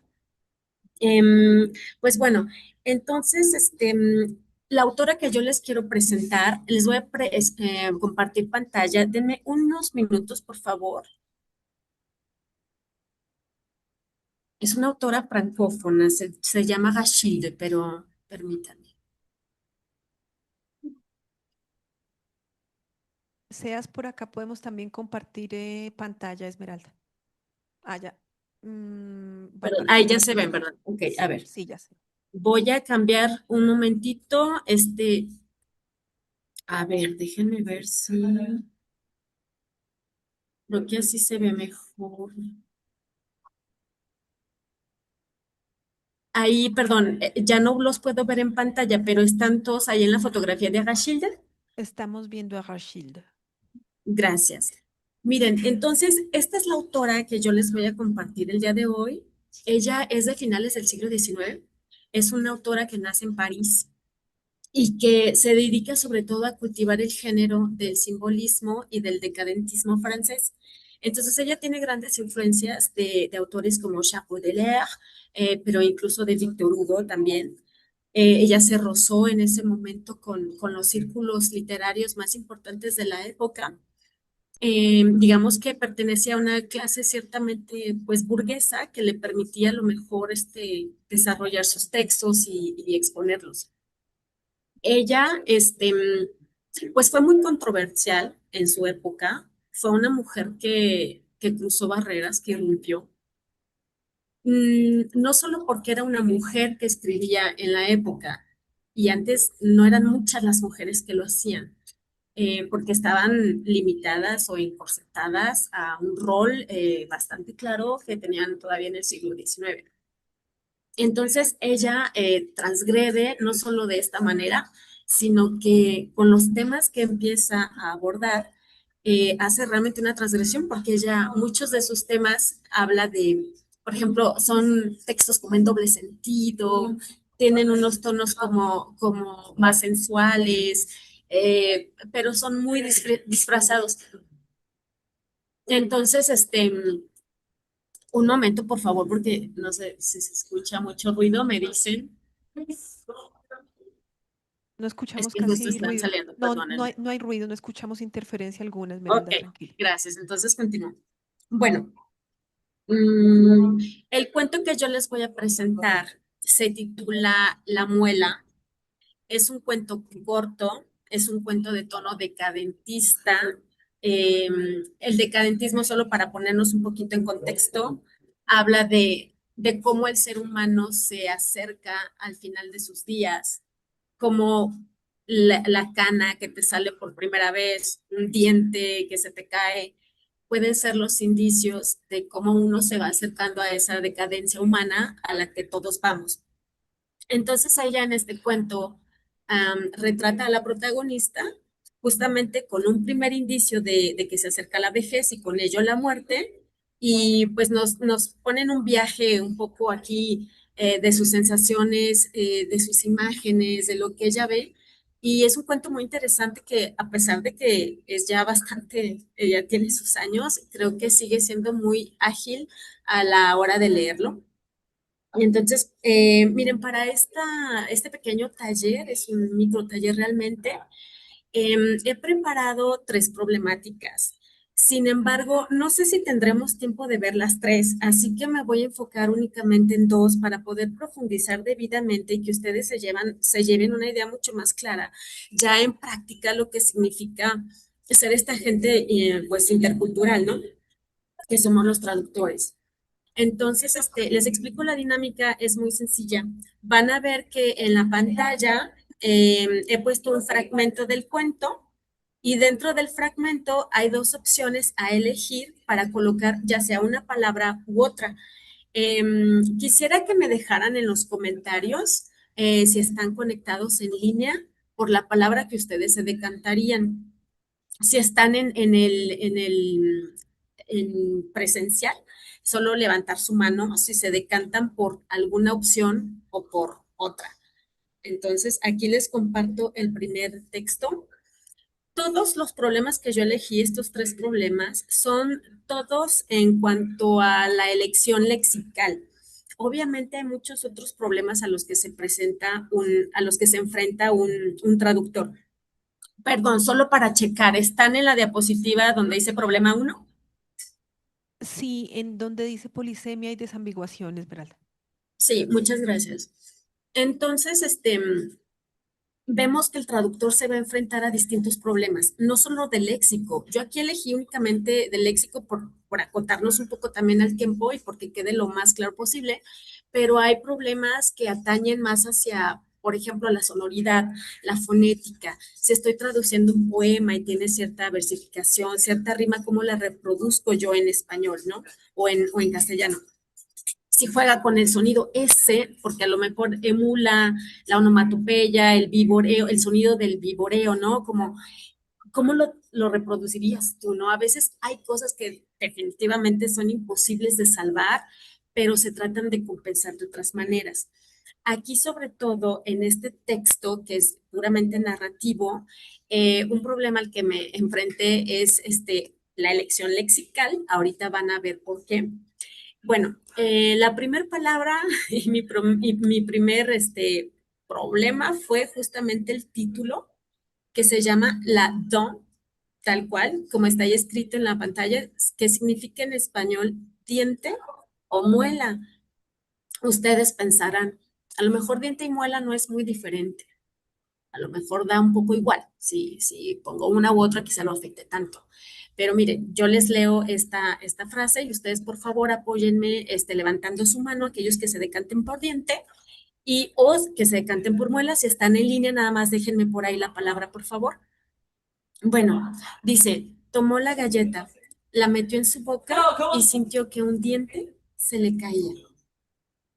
O, bueno, ¿quiénes optarían por por diente?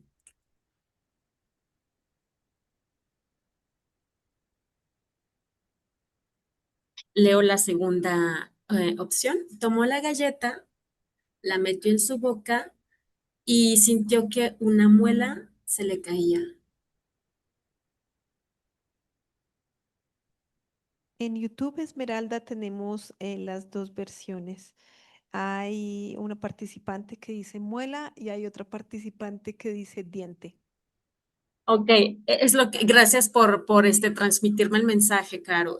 Justamente ahorita como estoy compartiendo la pantalla no puedo ver el chat ni la cámara, pero gracias. Es lo que imaginé que se iban a decantar por ambas, porque quizá leyéndolo en este pequeño contexto ambas suenen correctas, ¿no? Ninguna como que brinca. Sin embargo, creo que aquí el problema es justamente ese. Creo que podríamos caer fácilmente en la trampa de traducir por el diente, porque incluso la palabra dent se parece a diente, ¿no? Entonces, ¿qué nos hace decantarnos por una opción y no por otra cuando son aparentemente tan similares? Les comparto las siguientes citaciones.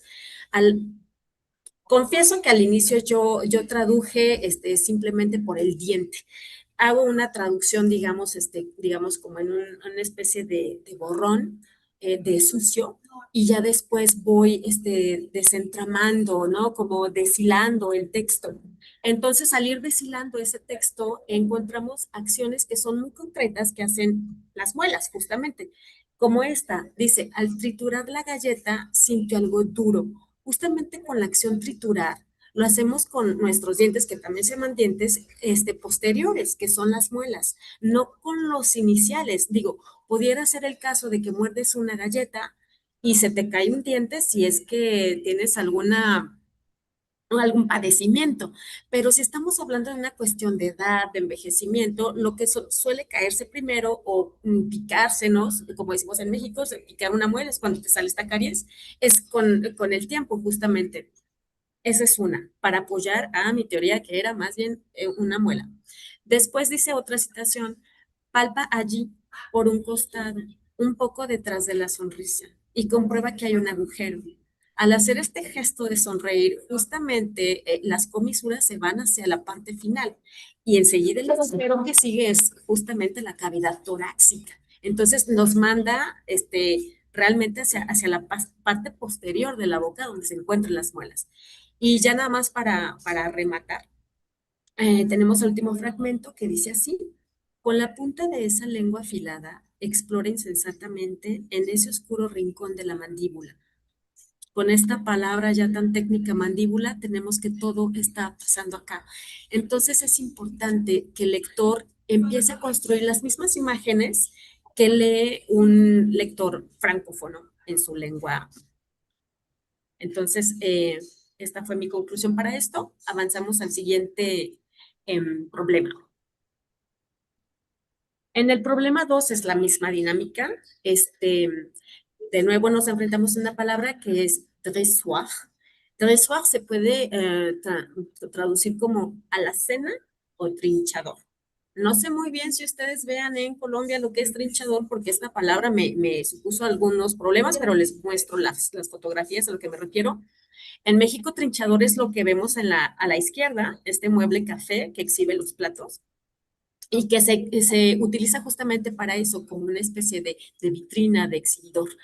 Y la que tenemos a la derecha es la alacena, que suele ir en la cocina y que normalmente almacenamos ahí los alimentos, ¿no? Regreso un poco al ejemplo. Dice, al pasar por el comedor, vio sobre la alacena una charola de galletas. O la otra opción es, al pasar por el comedor, vio sobre el trinchador una charola de galletas.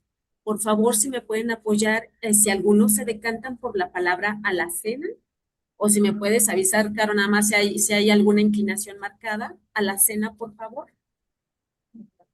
Bueno, por acá lo que dicen los compañeros y el público dice que a la cena, pienso posiblemente por el contexto cultural que tú nos estabas justamente mencionando, acá en Colombia no usamos trinchador, pero a la cena sí, ¿no?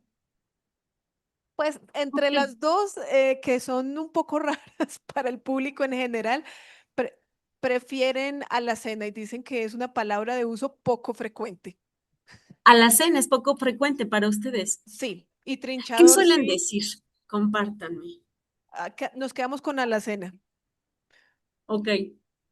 Ok, es súper interesante esto porque nos remite también a nuestros propios regionalismos que forman parte de nosotros como traductores. Si yo me decanto por una palabra, yo voy a tener una justificación, unas razones, pero tengo que saber por qué elegí lo que elegí. Si soy mexicana, soy mexicana. Si es colombiano, si es colombiano, si es argentino, entonces se pone también la que esté en su región. Esto un poco nos remite hacia el español neutro, es lo mejor, que realmente dentro del ámbito de la traducción, pues no creemos que hay un español neutro. Se utiliza en ciertos casos, pero la verdad es que no estamos tampoco obligados, según nuestra cultura, a utilizar tal o cual palabra. Por ejemplo, trinchador, si tú lo pones en el diccionario de la Real Academia Española, te va a parecer que es una persona, cuando para nosotros en México es y ha sido siempre un mueble. En España es la persona que trincha la carne, ajá, y que la voltea en un asador. Para nosotros no es una profesión, es un mueble. A la cena también es un mueble. Entonces, a lo mejor aquí los dos podrían ser de nueva cuenta posibles. Sin embargo, cuando tú dices en el fragmento, al pasar por el comedor, vio sobre la alacena una charola de galletas, se entiende que la alacena estaría fuera. Hay que situarnos, y a lo mejor ustedes aquí no tienen el contexto más que muy acotado, pero hay que situarnos en que la protagonista, que se parece bastante a Achille de la autora, vive en un ambiente más burgués. Entonces, poner trinchador, este exhibidor, este bufetero que también se le llama, nos habla también del aspecto socioeconómico de la protagonista, aunque no sea el tema principal, hablar de su casona burguesa, sí nos da indicios para que nosotros nos imaginamos y construyamos a ese personaje tal cual lo construye en su mente él o la lectora francófona. Entonces, en México, por lo menos, cuando tienes un trinchador, te está hablando también de una posición social. No es tan fácil tener un trinchador. Ya no se usan mucho actualmente. Entonces, también hay que tener mucho con estas palabras que eran súper comunes antes o en tales contextos socioculturales y que han ido desapareciendo. Porque lo que tenemos que hacer es primeramente buscar si tenemos un equivalente tan viejo como ese, ¿no? Que se escuche un poco arcaico también, pero que haya existido aquí también. El problema es cuando no existe. Quizá ahí tengamos que recurrir a una nota de traductor, pero en este caso lo tenemos. De hecho, yo tuve que recurrir con mi mamá. Le dije, mamá, ¿cómo llamabas? O sea, realmente a este mueble que se ponía en la parte del comedor, que no es la cocina, sobre todo en las casonas, están divididas las áreas, ¿no? Como imagino es la casona donde vivía Rashid, que tenía un apartado para el comedor, los invitados, el trinchador, y apartada estaba la cocina, donde normalmente se encuentra la alacena, que es este pequeño mueble donde solemos almacenar latas, conservas, etcétera. Entonces aquí, por lo menos en el contexto mexicano, creo que hay un marcaje importante, pero de nivel sociocultural entre alacena y trinchador. Entonces yo finalmente me decanté por poner trinchador, sonaba más antiguo y sonaba un poco como que da un poco más de estatus social, por así decirlo. ¿Ok? Bien. No sé cuánto tiempo llevo, si me pueden apoyar, son, no sé acá.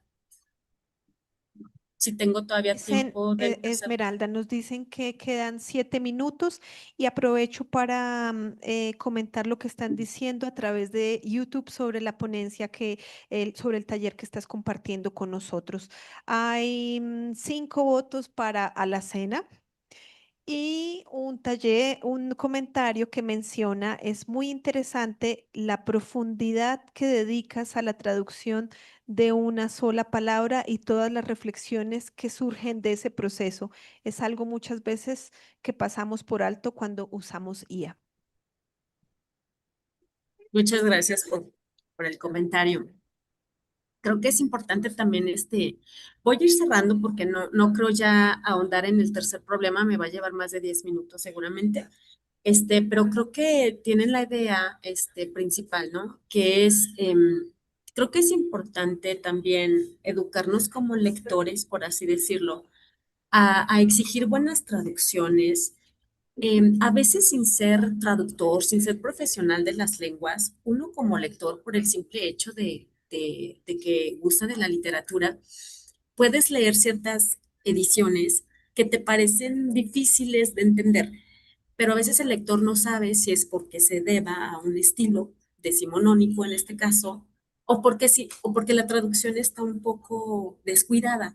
Entonces, creo que es importante también hacer esta cadena de información, de nombrar a los traductores, de reconocer la labor, de impulsar por medio de becas, de estancias, de apoyos, de compartir sobre esta labor también las ferias de libro, para que esto llegue también al público, ¿no? Al lector común y corriente de a pie.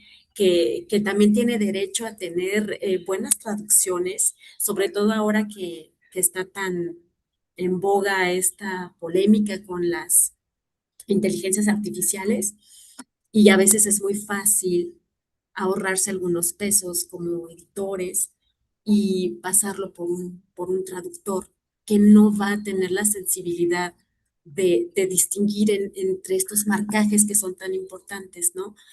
Ahora, yo aquí solo aterricé cuestiones lexicales, pero hay muchos otros problemas. Profundicé un poco en el léxico porque creo que es el nivel básico con el que tenemos que empezar. Pero luego hay también de estructura, ¿no? De cómo se organiza el idioma. A lo mejor el francés acomoda los elementos de su oración de una cierta manera, y al traductor probablemente lo va a poner literal y a ti como hispanohablante te va a sonar como acartonado, como no fluido. Entonces ahí tú tienes que intervenir, que tú que conoces tu idioma para darle esa soltura y no necesariamente traicionar el estilo del autor. O sea, puedes perfectamente respetar el estilo del autor y darle cierta fluidez al texto. Por ejemplo, el francés decimonónico utiliza muchísimo algo que se llaman parentéticas o incisas. Es, por ejemplo, cuando dices, hoy quiero agregar, pero antes quiero mencionar lo siguiente y pones como paréntesis. Entonces, eso muchas veces es un marcaje de estilo del autor, pero también del siglo decimonónico, que sonaba más elegante o que era una forma específica de abordar los textos antes. Entonces, un traductor, una máquina, es muy difícil, menos ahora, y espero que eso no suceda, que pueda darse cuenta de estos matices, ¿no? Y de darte una traducción, pues realmente pobre. Ahí creo que es un tema de también ética, de ponernos de acuerdo también editores, autores, a lo mejor autores a veces que quieren hacer pasar sus textos y no sé, a lo mejor no hay los recursos para pagar al traductor, qué sé yo, y los pasamos, ¿no? Por un traductor virtual porque es tan fácil. Y nos exponemos a toda esta nueva serie de problemas que se avecinan.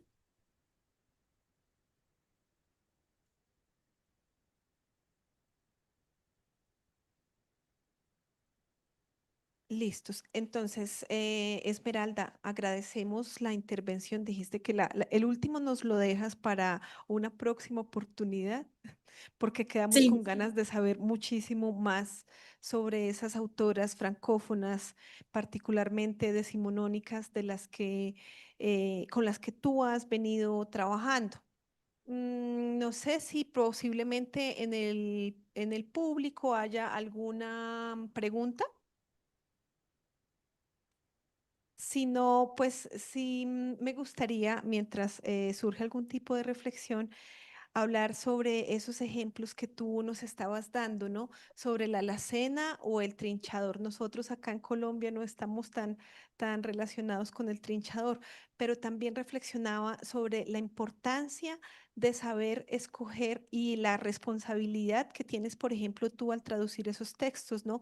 Y cómo posiblemente esas palabras irán marchándose del idioma, porque no sé si le preguntáramos a alguien, no sé, de menos de 15 años, si sabría qué es una alacena, porque ahora en las cocinas ya viene todo en bloque, ¿no? Entonces, ¿tú crees que en algún momento, así como se han hecho unas adaptaciones de obras literarias para que sean un poco más digeribles en cuanto a la rareza del lenguaje?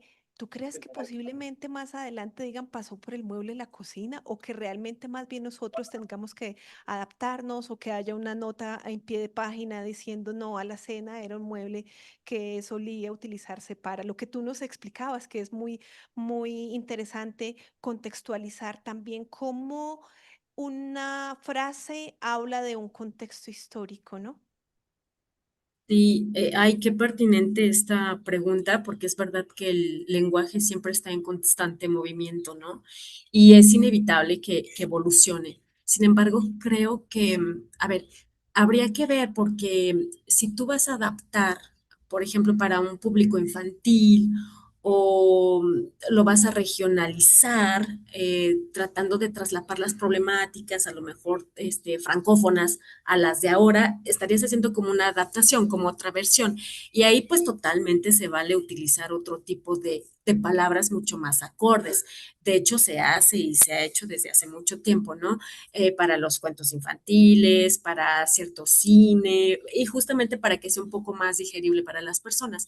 Sin embargo, creo que siempre tenemos que tener estas traducciones fieles que queden por lo menos como un testimonio histórico de palabras, no solo de costumbres y de cómo era la sociedad antes, hace 100 años o hace 500, sino también un testimonio lingüístico de palabras. De hecho, es interesante porque ahora que me lo mencionas, en un cuento yo traducía sobre una persona que deja la lámpara, una lamparilla de aceite prendida. Pero en francés tiene una palabra especial y es una lámpara muy chiquitita que se quedaba prendida con una luz como muy azul, muy tenue durante toda la noche porque servía para cuando querías ir al baño o te levantabas en la noche, no estuvieras totalmente en oscuridad. Entonces yo decía, bueno, ¿esta palabra existe o no existe? La dejo en francés porque si no tengo el equivalente en español, la dejo tal vez en francés y entonces acudo a una nota y creo que en ese sentido es válido, en el sentido en el que yo quiera realmente quedarme muy apegada al texto. Digo, finalmente puede haber N número de traducciones, N versiones de un mismo texto. ¿Por qué no tener una traducción fiel que nos quede como testimonio de no solo costumbres, sino de palabras? Yo tuve que acudir, por ejemplo, a enciclopedias de muebles antiguos del siglo XIX en Francia y luego en México o en Latinoamérica para ver si había algún equivalente. Si no lo tuviese y yo quiero conservar esta atmósfera como muy francesa, como realmente lanzar a mi lector a esa época de esa Francia, a lo mejor dejo el término veilleuse, ¿no? Que era veilleuse, que no es una lámpara, es una lámpara súper chiquita con luz azul, y eso me gustaría explicarlo. A mí tan solo como lectora me encantaría descubrir esa parte, esa riqueza, como que siento que te lanza, ¿no? Que te hace viajar a otros mundos, así como podemos viajar a la ciencia ficción en el futuro. ¿Por qué no dejar eso también en el pasado? Y por supuesto que no tengo nada en contra de las adaptaciones. Muchísimas gracias por ese comentario tan valioso, Esmeralda. Te agradecemos también por el desarrollo de este taller Voces Olvidadas, Mediación Intercultural y Traducción de Escritoras Francófonas del siglo XIX. Tu aporte enmarcado en este eje intercultural nos invita a reflexionar sobre la importancia de visibilizar voces históricamente marginadas y a comprender la traducción como un acto de mediación cultural que enriquece el diálogo entre lenguas, identidades y contextos. Reconocemos tu significativa contribución a este espacio académico y al fortalecimiento de perspectivas críticas en el estudio de las lenguas y te agradecemos nuevamente por este taller tan interesante. Muchísimas gracias a ustedes.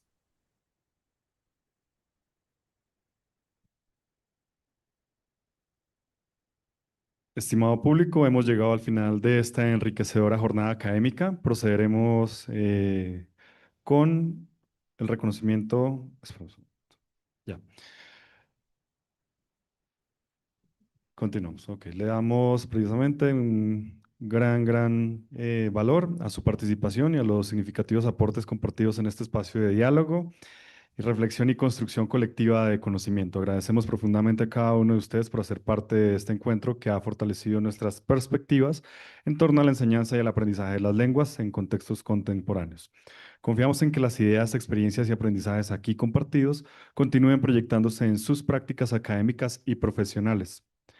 Desde ya los invitamos a ser parte de la 10ª versión de este simposio que se llevará a cabo en el año 2027, en el que seguiremos consolidando este escenario de intercambio académico, innovación y diálogo intercultural. Feliz día.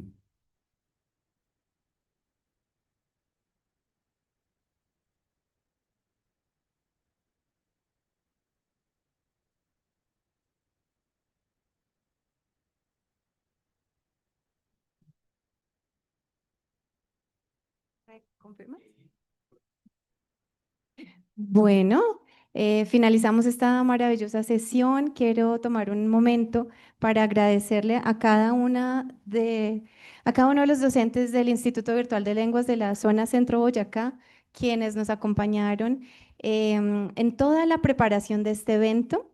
Tuvimos algunas vicisitudes, pero con una actitud muy estoica nos presentamos hoy aquí con una calidad académica y rigurosidad